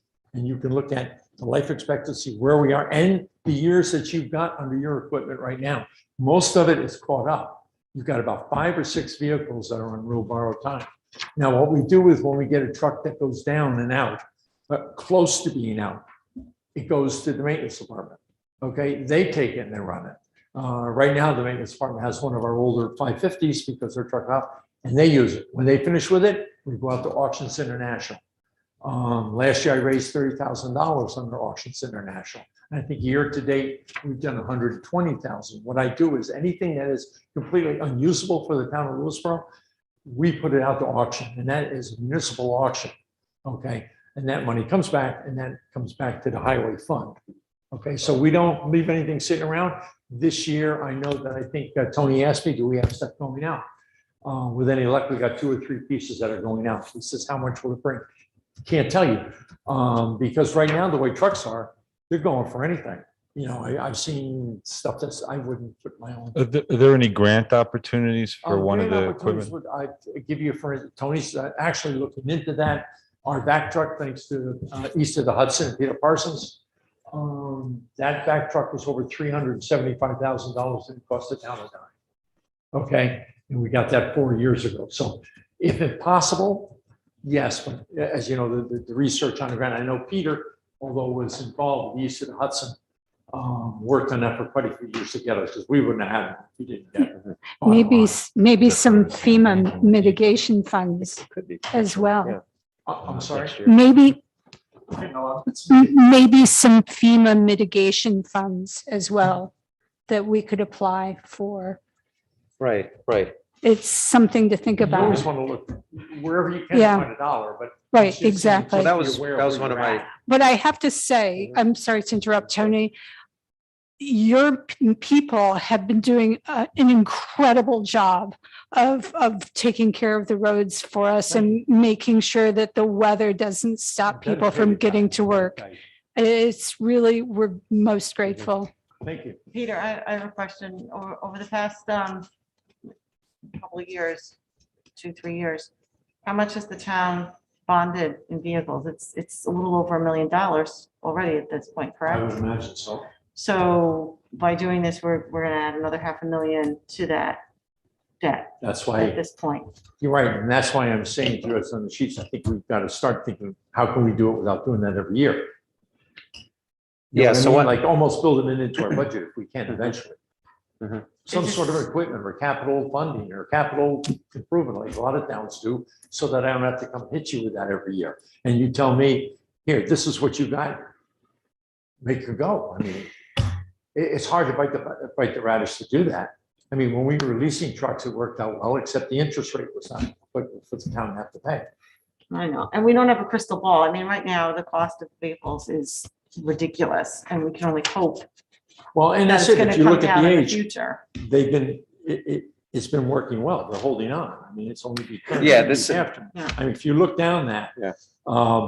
You go to up to Ridgefield where they get rid of them every 8 years and buy a whole fleet, but that's different. That's money. That's what they've got. Mhm. I'm saying with what we have, in the situation of the trucks that are available now, Ford went out of business, Sterling went out of business. We are down to what we can afford is the international trucks.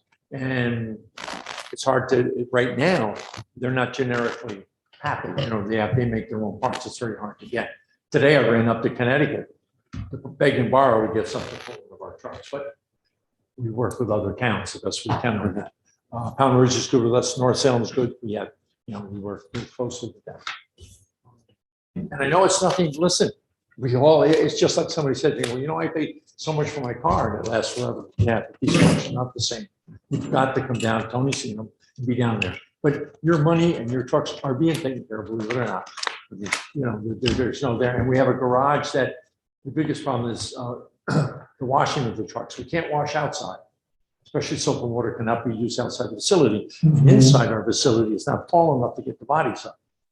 So what we have to do is we can wash with water inside, take it outside, open it up, and just use plain water to try to rinse down the underneath. It's kind of hard to winter. So it's the salt is taking down everything between your police cars to everything else. I visited the city of Stamford 8 years ago, and they put in a car wash for that reason. They were done with paying for this, and their stuff lasts forever because it's washed every day. It's just an investment. You got a very big, and now when I look at trucks saying, I come to you and I say, $220 for a truck, it's a heck of a lot of money. It really is jumping up like that. And so I think that's why and that's why the state took it from 10 to 12 to 14 years on life expectancy. And we pushed it, and we will continue to push it wherever we have to. Right. Well, I'm kind of a fan of this, try to move towards a capital budget structure here, because I think it takes the mystery out of like waiting until, okay, next year, geez, something showed up. What a surprise, there was a clearly, even if it's not exact to the last, month or dollar, that you can work out some kind of a budget and try to stay there. And that way we know year by year, it's not like all of a sudden this year you've got a $300,000, And then you have to, not that you didn't have, or, you know. And it gives you an Sure. opportunity to also locate grants potentially, right? So if you know that and, next year you're gonna need to replace a Yeah, truck, let's start you looking plan for ahead. grant money. when we did that with even before the lease line, I think it was like $200,000 was in the budget at one time when I first came here. And so that's what you had to deal with, and you dealt with what was in there. Mhm. And then money got tight, and things got tight, we had to come creative and see what we could do. So we went into leasing worked very well. And when I say lease, municipal lease is, say 7 years, you take the truck 7 years. At the end of 7 years, for the cost of $1, it's yours. So what we used to do then was at the end of the 7 years, you bought another truck, 'cause you still have it on your line, went on. But because the interest rate was not, the interest rates were pretty high on that. The town can't write that off. So that was a problem on that. So I think what we have to do is look at the future going on, not this year, but the future next year. And say, listen, how do we want to do? Do we want to build in an equipment line in the budget? Or do we want to think of a capital improvement line? Right. That would be my advice on that. And a lot of towns have just do. But again, it's finding the money. Where you're going to get, okay, I got to put $350,000. But once you've done it. But it's money you're spending anyway. It just says you're moving it up time-wise, instead of pushing it out into the future. And then you're not paying the interest cost on it. Right. which And then that's your. Then you come to me or was ever in my position at that time, and you say, listen, this is what you've done. Unbarring a major catastrophe, that's where you should be with it. You know what I mean? Mhm. And you can bargain every year as a budget time to see if what's in the bank, what isn't, is it working? And have a percentage increase. It's just my thought. You had told us that there's some shops that they will retire these things, earlier than we do, maybe, and then go sell them and get a good price for them and keep rotating that way. Well, it used to be years ago, we have a local town that used to get rid of their loaders every 3 years. Mhm. Because the price you pay under state contract is nice. But you gotta keep maybe 3 or 4 years, and then they Okay. can sell them outside and almost get return on what they had, depending on Wow. how they took care of it, Yeah. But the loophole in that was you have so many years, you gotta keep it, Sure. 3, 4 years. Now, one of our local towns, not in this state, but local to us, what they do is they don't wanna, they don't wanna put money in equipment. They're not looking to do that. So every 6 years, 8 years, they dump them.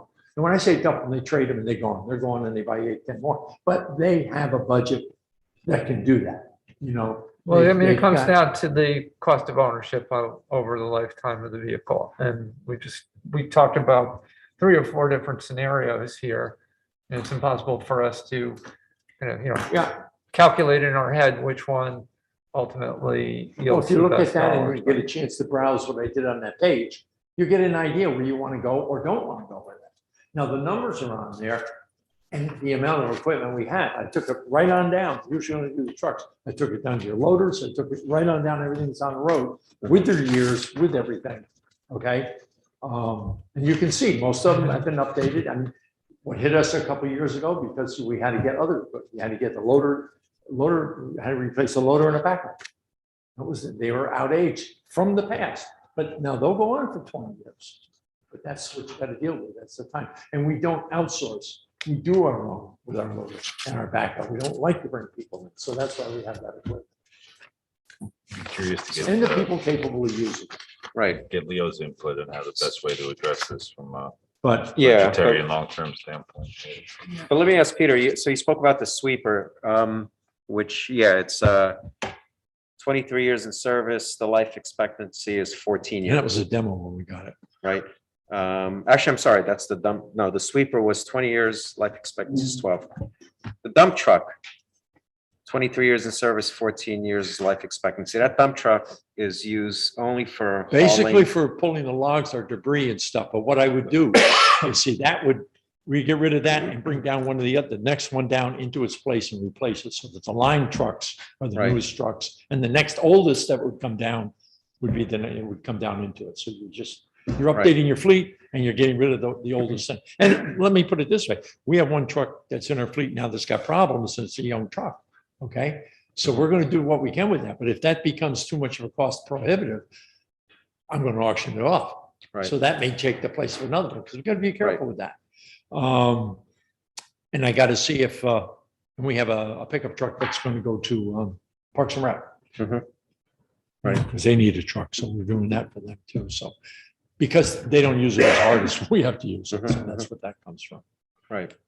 I'm just wondering if we can get through one more season with these trucks. I was looking at the numbers and seeing that, some of our revenue was up 179% in our building department for the month of January. Like, we're starting to head in that direction where, we're starting to get more money in. And I'm just wondering if we just put it off one more season until the town's in a better position, recuperating more financially as far as revenue is concerned, regular revenue coming in, that maybe we'd be in a better position.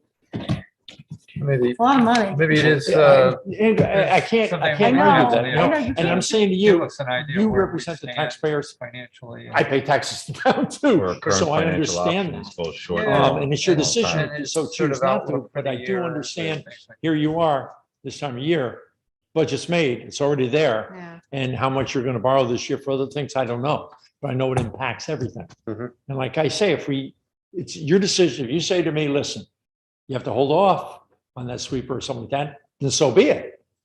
But I certainly would like to see at least one piece get done out of this if we can, but think about it. I'll talk with Tony on that and talk to you about it, but I just don't want to see you, whether I'm here or coming, down that chute again, because when I got here, you're in there. It took a long way to get out. Yeah, I mean, And we're what buying the concerns trucks me- now with stainless steel bodies. Okay, so with Yeah. hopes, as they get older, we can pull those bodies off just by cabin chassis down the road. That's a positive, because the rest of the trucks are all metal. And if you've seen any of them, you'll see where the sides aren't there anymore. Yeah. Just. Yeah, I think, so my opinion is with the sweeper, let's continue using that because it is mechanically sound, right? At the moment, At the moment, yes. and we have a good mechanic that keeps it running. And, it's only being used April to September or October. So I would say let's keep that going.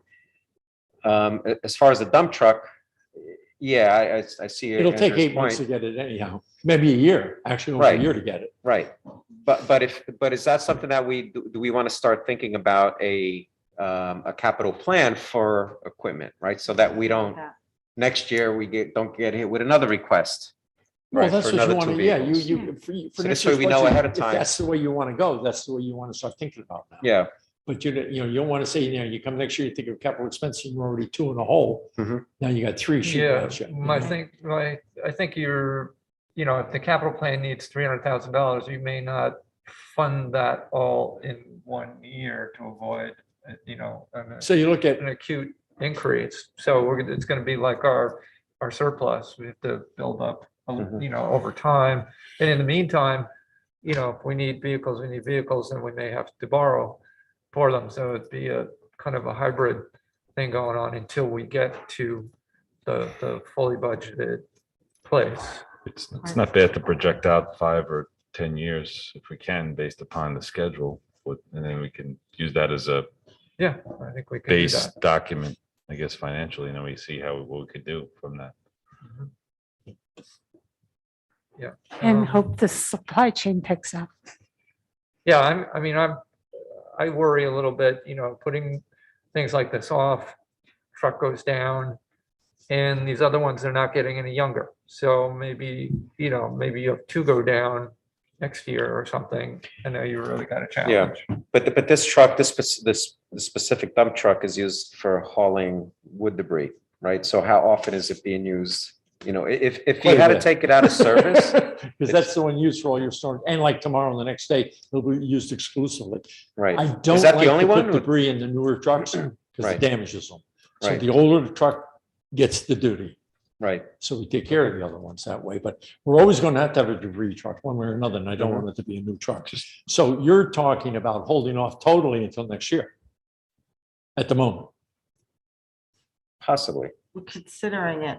We could, We're not making a So- decision. All right, well, consider it, but don't, I wouldn't hastily say tonight, no, you're not, we're not going to do this. Certainly, if it has to be talked about a little bit more, we talk about it. well, in terms of borrowing, and I'll ask Leo the question, the bond resolution or ban, right, Yeah. that we need to, the timing for that, it's April, right? So we would, like, we could potentially pass, we have a resolution that we can vote on. But which means that we don't need to commit to purchasing something right away, but at least we have that resolution in place. If so you that when decide we're not ready- to, or you decide to, you've got the option of doing it. Right, right. It's an authorization to bond up to X. Leo's got Yeah, his let hand Leo- up. Yeah. Right, it's an authorization to bond, it's not So- an authorization to purchase, so if Correct. we pass a resolution to authorize to bond, then it frees us up to make that application prior to the deadline in April to do that, but we have no obligation. Leo, Right. Yeah, I don't think anybody can hear you. And the Nothing. reason I've scheduled the borrowings or accumulated all the borrowings to occur one day to decrease the amount of issue cost, right? So that day is going to be the day. So why is he here tonight?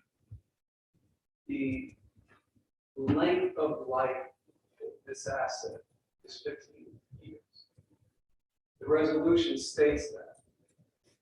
You need 50 days to authorize the borrow between the authorization date and the pricing date. The pricing date is going to be March 31st, first couple of days of April. So that's why he's here tonight. If you don't have a 50-day period, you need to disclose a disclaimer in your offering circuit. If you don't have a 50-day period, investors may get a little queasy, right? You have two portions of that 50 days. 30 days is the permissive referendum period. After the 30 period, then the estoppel can be processed or published. And then you have a 20-day period subsequent to the publishing date of that. That's the 50 days. So it's just municipal bonding, Correct. how it's done, practice, basically. Okay. So that's why he's discussing it. You can approve full 500,000 and not borrow. You can say, we don't want 500,000, but we're willing to go to 50. And then you can approve this resolution with wording that the resolution will be adjusted to accommodate 250. But even so, it's 250 still on that borrow. So Andrew's correct, it's not the purchase date, it's the borrow date. But there comes a time where I'm going to need to tell powers that be that put the documents together and have investors lined up, that it's either going to be 500 more, 250 more, or the number that you're seeing. So it's not an unlimited timeline. And you have to pay So I would pay for that suggest- exercise. I would suggest that if you're thinking of borrowing something, that you approve the resolution, but make the decision 2 weeks from now, whether you want to go with it or not. Because I have to tell people what the bottom line is. You were saying that the delivery is like a year, so what is that? Well, with the, Paying interest for a year. Say that again? If the delivery date is a year from now, we borrow money today, or paying interest on that lead time. It's not the COD. same as we have one. So, So the trucks that What we're about- talking about, yeah. that have that to be delivered, we're paying interest on. So if it's a year from now, would you go ahead and place the order and then bond a year from now? And then with the risk that oops, the payment's a little bit before that or something, and you have a cash flow gap, but you're gonna cover it with the van? I'm not sure if you can order that. Yeah. The borrowing's got to be in place for the order. Yeah. And then, and each of the purchases, then he's gonna come back to you with whatever he pulls off OGS. So- You need to authorize them additionally as well. So, And it's a super majority, by the way, for the board. That'd be Okay. 2/3, you need 4 votes for the borrowing. so we're paying interest, but can the money be placed somewhere where it's interest bearing? And afraid that. So You we're, can't You We're can't earn actually- interest on you can't something you're actually- borrowing. we're paying interest on the money that, so if, let's say we pass a $500,000 resolution, but we're only purchasing one vehicle, we're paying interest on the purchase of that vehicle. You don't borrow, but ultimately you do not borrow 5,000. Paying interest on whatever you decide to borrow. Right, okay. Yeah, not the full 500. So- It's whatever we borrow, Right. correct? If you pass the resolution tonight, Yeah. it's basically you're passing a resolution to borrow up to Up to, and yeah, 500,000. and then it's whatever You're we, Not permitted to yeah. have to borrow the full 500. I just want to make sure that was clear. for So, everybody. so Yeah. Leo, that 50-day window or 50-day lead time for the April, that only happens once a year? It happens every time you have a resolution. Or to borrow a project that has over a 5-year lifespan. So if this was the resolution that only said term of the project is 5 years, we wouldn't have to worry about the 50-day period. The 50-day period is only why it's being discussed. And- The time frame to make a decision to use the documents that are telling you what to borrow. Just about a 2-week span for tonight. Right, because you have to build in the time frame for the public referendum if there's No, one. what I'm saying is, this referendum starts tonight, Right, if you pass the resolution. right? Right. But I'm talking about the people that I employ with the offering circulars together, and who are talking to also investors, that Lewisboro is going out, and they're going to borrow X amount. They need to know what that X amount. Have our interest rates gone up in the last few months from where they were at? Interest rates have gone up about 50 basis points.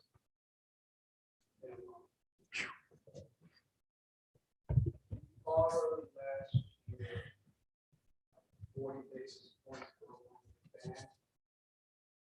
Right now, it's about 590 for 1-year band. But we're not pricing for another month and a half. So I'm thinking that band would be about 1.5%. But what do I know today? Right? But whatever the rate is today does not mean that that's what it's going to be on the price. And you pay only interest for this period until you don't start repayment on a van, or you roll it into a bond. You accrue the interest, right? You accrue it, okay. But So you it's pay- there you anyway, pay yeah. it, a year after, you start paying off a year after you borrow. Okay. So if we were to put this in a van, we're talking about right? So it's about $7,500 interest, 500,000. If you put it in a 15-year bond, I'll just step back. I'm not sure what the best approach is right now. Talk to folks. I'm hesitant to go out with a bond. Frankly, I think interest rates will calmer a year from now if we combine with something at a higher rate than next year's rates. May be. But what I do know is ban would be about 150 basis points less than a 15-year bond right now. So I do know that. So I do know that for a year's time, we did a ban and saved the taxpayers about 150 basis. That sounds good. So Well, none of it sounds good. No, I know. Better, right? I'm off on a tangent here, but why are things difficult? We have about when we go to reissue, we have about $3.4 million of bonds or ban outstanding that we need to reissue. So if you go with 500, now you're talking about something close to 4 million. But all of the bans that are outstanding, projects that are outstanding, some of them, roughly about $1 million of that is linked to grants. The grants have not been finalized. We can't go out and borrow long-term money on those projects because we can't pay it all. We can only pay it off when it's paid. So in the case, I'm going to have to bond a portion and ban a portion. I'd rather at this point, in my thought process, to ban the whole thing. But again, I'm not settled. Mhm. Again, I do know, and I'll save the taxpayers about 150 basis points. in 1 year, the rates the way they are right now. Right. Or where they'll be a month. Huh. But the question still remains, do you want to authorize resolution to borrow 500 or 250 or I'll say no? And no means you're not going to see that truck for, instead of a year, it's 2 years from now. Well, let's say Basically. Calamity happens. Lease it. Or What he was saying is that the reason why we moved from leasing to ban was because lease rates were quite high, Right. much higher Right. than our ability to borrow money. But that doesn't preclude us from leasing. So if you were to lease this truck, yeah, you can get into a lease agreement, let's say 7 years.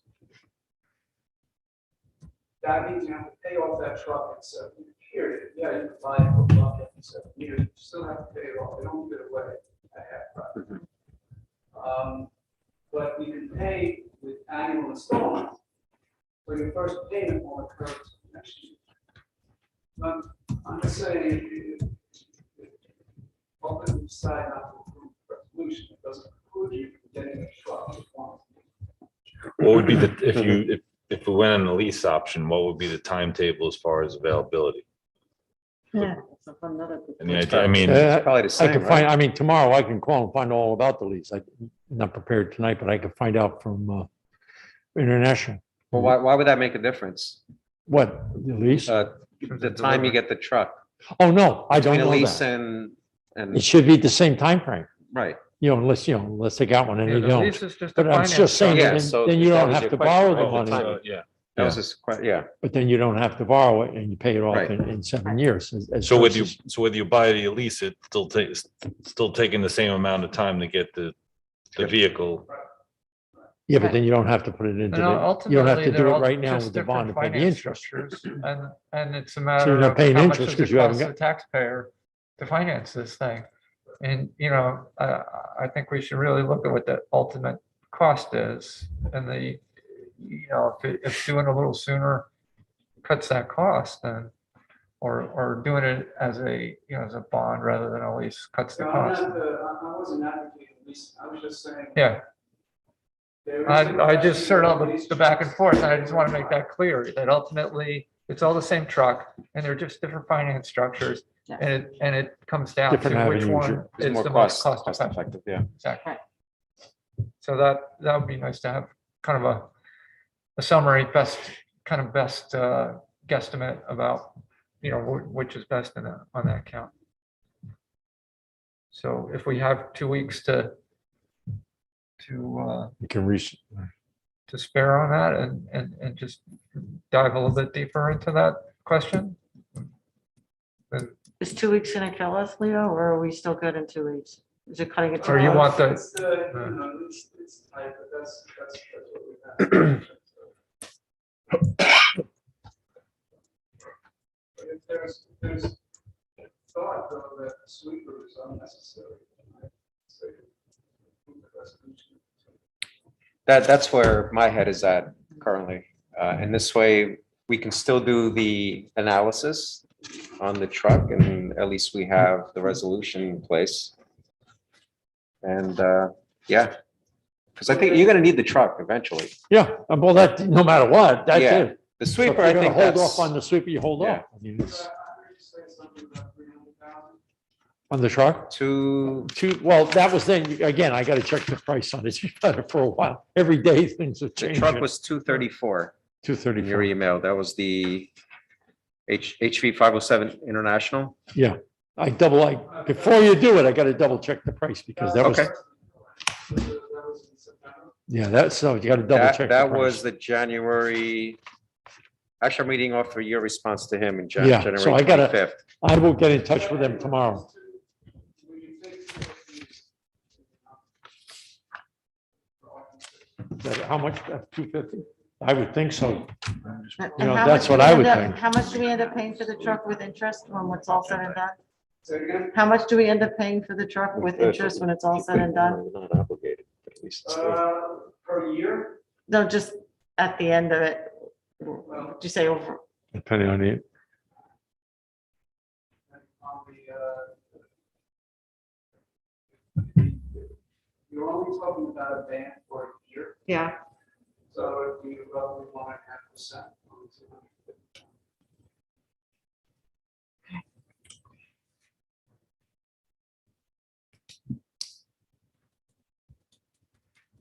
So I would say let's do that. Ban of 250. The resolution for, Hopefully Up to- resolutions. yeah, a resolution for 250, right?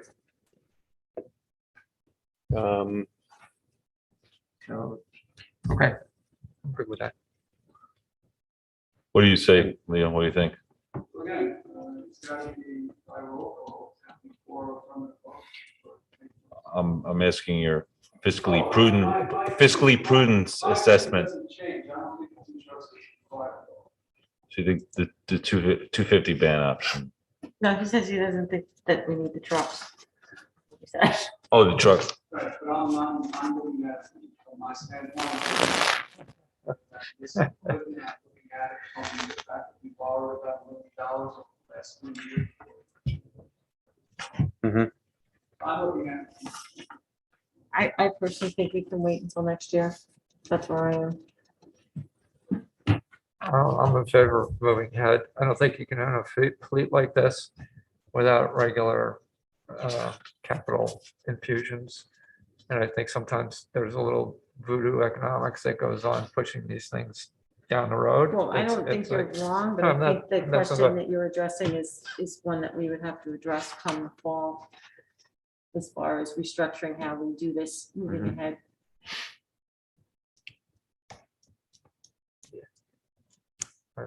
Anyway. Um, Rest of the. Want to make a motion? So let me ask a question, Peter. So this truck, it's the oldest one in your fleet. The next one is about 18 years in service. Either way, So, you know what I mean? That one's, they're extended. We'll take whatever the If you- best one is, we'll stay. so let me ask you this. If you, let's say you don't have this vehicle and you're then required to turn one of your other dump trucks into a timber hauling truck. Do you have enough vehicles for your men to plow and sand? You You need do 10. have- You need 10. If you don't have 10 trucks, then usually you have a spare. We'll have no spare. But you're gonna have 10 trucks hitting that road, whether, where somebody's doing double duty. And I think right now with that log truck, forget that, the next one up, next behind it, that crud's out, I got a problem. You have 12, between the Sterlings and the International, you have 12. So you got an international and it doesn't count, this number 10. It's a small truck. Okay. You know, All that right, does, so you have that 11. that does not, yeah, that may be going up for auction, yeah. So we don't have 12. Right. I think I'd like to see a longer term capital plan like Dan was talking about, so we can take a longer view of this, because we're talking about 250 or 500,000 now. You could be back to us next year saying we need another 500,000. So if we take a look at all the I'm work sure that you you will be did, back. Should be back to You us will be next back. year. Yeah. You see the schedule here to maintain this. There needs to be regular capital infusions in one way or the other. I mean, we could delay it a year. which Yeah, you is- don't, you know what, I understand what you said with the sweeper, but you're gonna play Russian roulette and I don't know what you want to Yeah, do, the way the I don't winters have think- been lately. Like Yeah, but the roads, I mean, one of the things that I think you shared with me is that you're not using sand anymore, right? And the sweeper, so back in the day when you did use sand, the Yeah. sweeper had, Well, 10 was will be working replaced by a harder. 550 will take that 10 spot. Yeah. Yes, So we shot, we're no longer using sand, so. well, we it's- do now, but we won't. You do now? We had, that's Joel's truck right now, it's a small truck. That's a So small, that's gonna go out and it'll just be replaced by a 550. We right, don't need that. but that's only for a certain See- part of town that requires. Right, well, see, here's sand. the thing, Lewisboro is very unique to all other towns, and I like to say that for many reasons. Nobody's got the amount of lakes that this town has, the dead ends and the turnarounds. So that's why these trucks get it, and you need different sizes. Mhm. You know, all your trucks don't plow and salt at the same time, only the big trucks salt. Which is why you also have, like, you have contract work, right? Well, Contractors that, contractors, yeah, but contractors don't salt, but yes. they just plow. Yeah. Okay, Nobody but- salts but us. We don't Right. salt. Okay. And they're being used to go into these tight roads mainly. I'm sorry. The contractors are used to go into the tight roads. Yeah. Yeah, And you get in Lake Katona area and stuff, we have to put a big truck up there. It's difficult. He Yeah, does it, yeah. but it's no fun. right, And you gotta be careful how much salt we put down in certain areas. right. And we have one that's on sand. Mhm, mhm. Um, The answer is there's no good answer. That's often the answer. It's often the answer. I mean, so if we wait another year, we have the risk of that truck dying, Right. but you have an excellent mechanic that can keep it running, so. But then I don't want the you other ending- side of it is. Listen, you can, it's your town, it's your trucks. I can only Yeah. give you the best advice I can give you. Right, Now, if you decide you don't want to, then I'll do the best I can to Yeah. keep what you give me running. right, Okay, and that's the best I will do. If I can get the parts and keep them up and running, fine. But if it comes to a point that I'm putting more in it than I feel, I will down it. right. Because you gave me the authority of watching over the fleet, and I'm not going to take some of that out. They're going to waste it. Mhm, mhm. Right now, everything is running. What did I give mean, the you car something wash to think idea is something that you and I spoke about that. I think that's something we should potentially look at in the future, Find a location. find a location for it, if that's going to extend the life of these vehicles. Well, if you're watching, you will, yeah. But that's, well, Well, yeah, but they- years ago, the town was going to do it, you know, and we Yeah, decided not to. And I know that because I told you, like, the school wanted to join in with us. on right. that. And the solution that was presented to you by the Army Corps of Engineers, there was a system that could be used within the watershed area, right? And Right, not- well, this one was built, it was built by the Army Corps of Engineers, which already went through all that paperwork. Right, so they got approval. So for like the use. school said they spent $75,000 at one time to Yeah. wash the buses. They'd pay us, let us wash the buses. So, okay, so that's, So there was a revenue Yeah. pulling back, and now they found that out from the city of all Stanford. right, so something to keep in mind. Let's. No, it definitely is. Don't- Yeah. all the time. All right, so Well, I guess- do we want to vote on, do we wait another year or do we pass, go with the resolution for 250? I'm for moving ahead. With the 250. Andrea, Come back to me. I'm still going Mary? in my head. check. Mary? I'm Right, sorry, I that- didn't hear so what the- Andrea uh, said. She said we should She wait. said skipper. Andrea checked over to you. Check. Yeah. Oh, man. My gut impression is to wait. Okay, I really, the fact that we've got 3.5 million out there already, right. I just, gives me pause. Okay, And if there's something we can do to find a way to make money for the town, like a car wash, and charge the school, I guess I shouldn't say that out loud.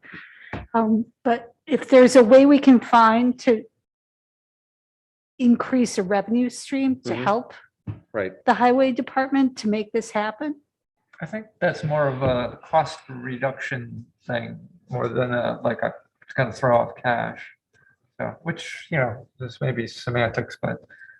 Well, we're getting ahead of It's not ourselves. gonna- It's- Yeah, it's not- I it's not- just, if we can, we've got, I know it's cutting it close. But if we can get better interest rates a year from now, also, and then pay down a little bit of that 3.5 million that's out there Mhm. right now, I want to do the Yeah. fiscally right You're- thing. Yeah, I know, it's a crystal ball. There's I'm no aware. warranty attached Past- to his statement. Past Yeah. performance is no indication of Yeah, future yeah. results. You don't want to gamble? We're not, we're not. Yeah, day trading. my inclination is to defer. There's too many, I appreciate the presentation. I appreciate the need for it. So my inclination is just defer a year on it. Thank you. Yeah. So, Thank you, Peter. yeah, I would say, I mean, it's, I see the age of these vehicles. I see that there's going to be a need for another one, but I think deferring a year and being able to take the time to, let's see what we can get in terms of a grant, possibly. I think is the way I would go. Okay. Andrea? I think we should wait a year. That's my thought. Okay. Thank you for your time. Appreciate it. Thank you. Thanks, Peter. Thank you, Peter. Okay, so, okay, second public comment.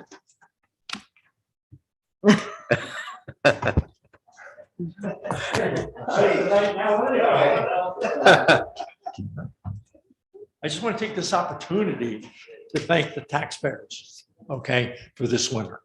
Okay, they've gone through a lot, what we've gone through with the ice. We didn't expect it. Nobody knows what Mother Nature's going to deal with us. But the cooperation we get from the taxpayers is next to none. And I know they've been through a lot with COVID and everything else. So just thank you. And the only thing I would like them to do, the people that plow their driveway, please talk to them. Right, yeah. Because now they plow the driveways, we finish, it looks like Checkerboard Square. And the guys are going home and now it's out in the snow.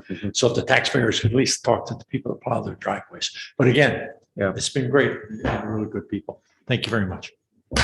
Thank you. I do have, Oh, sorry. Okay. Go ahead, Bob. I'm sorry. Just a comment on the Inclusion, Diversity, and Equity Advisory Committee that you were talking about. I was in college in the 60s when the Civil Rights Act riots were going on. The 80s when friends of mine were dying from AIDS because the government was so slow in acting to try and do something about it because it was, of course, somebody else's fault. After all these decades, I thought maybe we've come somewhere, maybe we finally progressed. And the last few years have created a lot of doubt in my mind about how far we've actually come. And that includes me. I look back at now, I'm watching old reruns of Seinfeld that I used to love to watch and all of those shows, but watching what they're saying now and things, some of it's just pretty inappropriate. And it's time for us to sort of look at who we are, finally, and do it, as Richard said, because it's the right thing to do, and look at ourselves honestly. And there's no more relevant time than now when I see on TV when people carrying literally Nazi flags at rallies and things. It's like, wow, is this us? And so what we need to do is have discussions about it. We need to talk about it, not hide it in the corner and say, that's not me, that's not us, it's all of us. And we need to start making things right. And the only way you do that is by talking about it and see what we can do to get people together and do it without blame, without judgment, all of that stuff, you know, that doesn't help. But we need to start the process. And I recommend you for wanting to do that.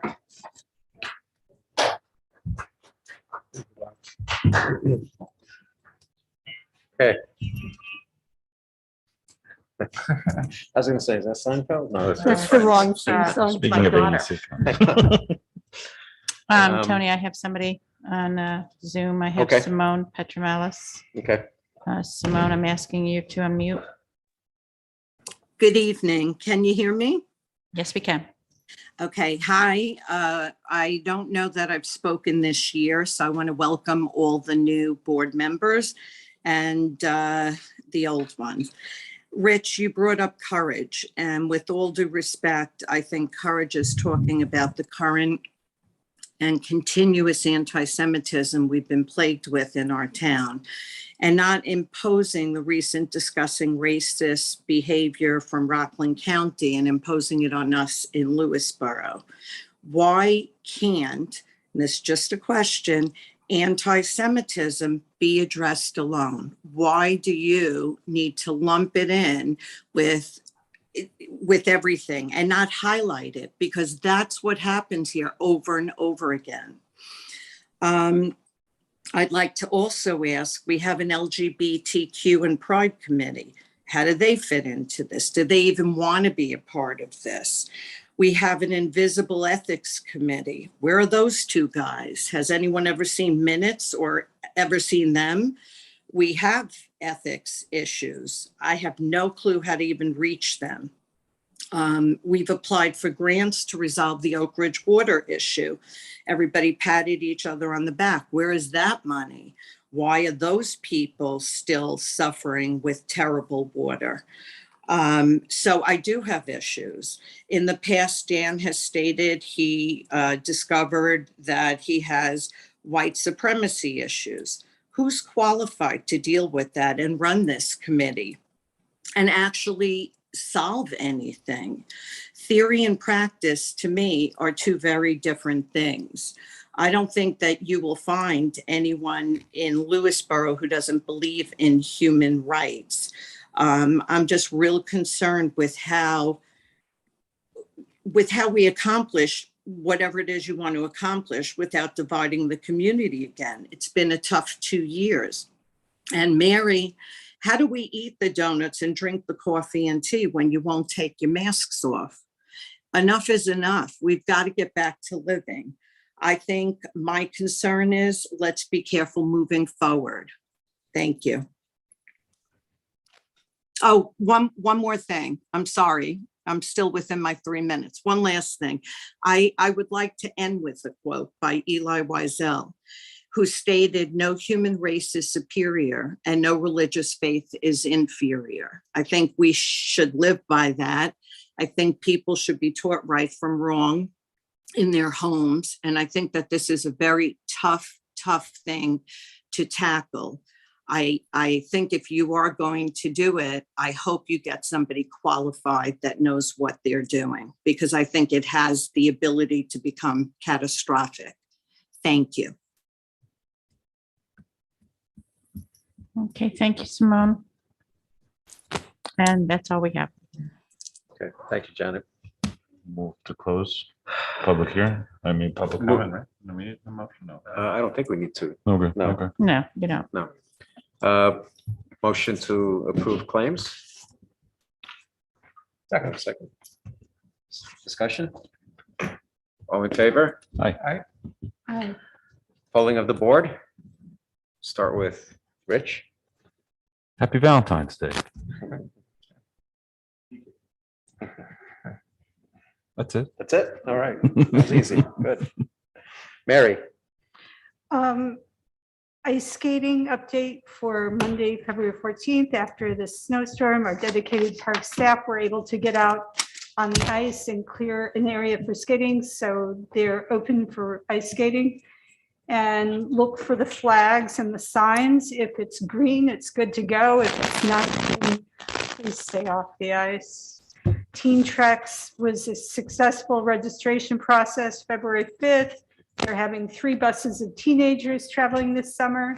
There are still a few spots available. Contact Dana and the others at the rec department if you're interested. All other camp registrations will start the week of Monday, April 18th. More information can be found in the brochure of the Parks and Rec Department.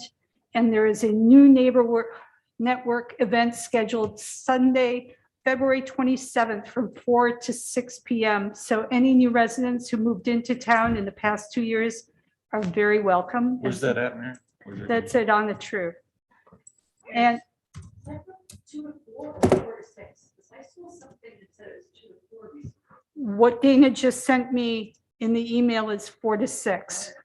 We will confirm the timing of it because I know that's the same day as the annual meeting of the library, which is from 2 to 4, which would be horrible because then I can't be in 2 places at once. And they're now accepting summer employment applications for day camp positions and pool positions. Anyone interested can go to the website and fill out an application. And this means counselors, lifeguards, camp specialists, and pool gate attendants, to name just a few. And I just want to thank all the people who participate in these meetings. I'm grateful for their input. And as far as an active Chamber of Commerce, Barbara asked, I think that Mr. Tater of Tater's Garage has been the president in the past. I don't know if it's very active, but that is something that I'm interested in starting back up. I've grew up in a small business. My father and grandfather had a pharmacy, and I would love nothing more than to support the businesses here in Lewisboro. So we will make it happen. And that's all from me. Andrew? We've had discussions the past few meetings, well, the last meeting about the Drug Action Prevention Council and the fact that we were made aware at that meeting that there were 3 potential vacancies for town residents. We've looked into more about that. So if people are interested, please keep that in the back of their mind, and we'll be posting for resumes very soon, not quite yet, but soon. I just wanted to let you know that one of the programs that is at least supported by the Drug Action Prevention Council is a virtual program that's being offered this Wednesday, February 16th from 7 to 8:30. It's entitled The Dangerous Truth About Today's Marijuana, Johnny Stack's Life and Death Story, presented, I believe, by his mom. And you can register at no2prevent.org. I posted this flyer on my Andrea Rendo Council person Facebook page, and I believe that Mary Hafta has posted it on the town website as well. You can email me and I will send you a copy of the flyer, but this is just one example of the programs that the Drug Action Prevention Council sponsors or helps promote, and hopefully we'll be able to take advantage of more of these programs throughout the year once we get all settled and find people who are interested to sit on the committee. Dan? Great. Really happy you introduced the diversity, inclusion, or human rights, whatever it ends up exactly being. And thanks, Bob, for your comments about that. And I'm excited to see how that develops for sure. And you mentioned also, Robert, the climate declaration included a commitment for us to make sure we identify responsibilities among the town staff for incorporating these considerations into operations. So I think we should try to get that moving right away. I think so. We'll figure out whose scopes that would naturally fall into facilities or wherever, and try to make sure that that's made explicit within the near term. And lastly, just to note, I know you and a lot of us have been hearing about high electric rates. And so we never know where they're going to go. This may be just a spike or not. There's a lot of there are factors out there, but the Westchester Power program that the town participates in does offer a fixed rate alternative if people are interested. So that's something you can look at as a kind of shelter for that. That's it. Okay, thank you. Yeah, there was one question from Barbara Mangione about the town-owned properties. Yeah, there's more work to do there, Barbara, so we will certainly keep everyone, make everyone aware of when we are at a position where we can put that list together and put it up on the website. The Wilder-Balter Route 22 project payments, I'll have to check on that. I don't know the status of for the next set of payments that they still owe the town for Golden's Bridge, specific for Golden's Bridge. Yeah. So we need to look into that. The Chamber of Commerce, thanks, Mary, for looking into the Chamber of Commerce thing. That was something that came up today. Someone else put in a request about that. So yeah, I think that's yeah, I want to thank Peter for coming tonight. He's got a heck of a crew. I just want to again thank the Highway Department for the work that they've done with the ice storms that we had and the snow. I was here late one night, that night when we had the ice, and I stayed longer than I should have because I had to scrape my windshield. And who was leaving with a large truck? One of your employees. So nice friendly wave, and off he went. And I think I followed him because I saw a lot of salt on Route 35. Although that's DOT, but salt that kind of drops off. But yeah, so thanks for the work you guys do. And that's all I have. So thank you all very much for coming out tonight. In terms of the next meeting is February 28th, 2022 at 7:30 p.m. here at the Lewisboro Library.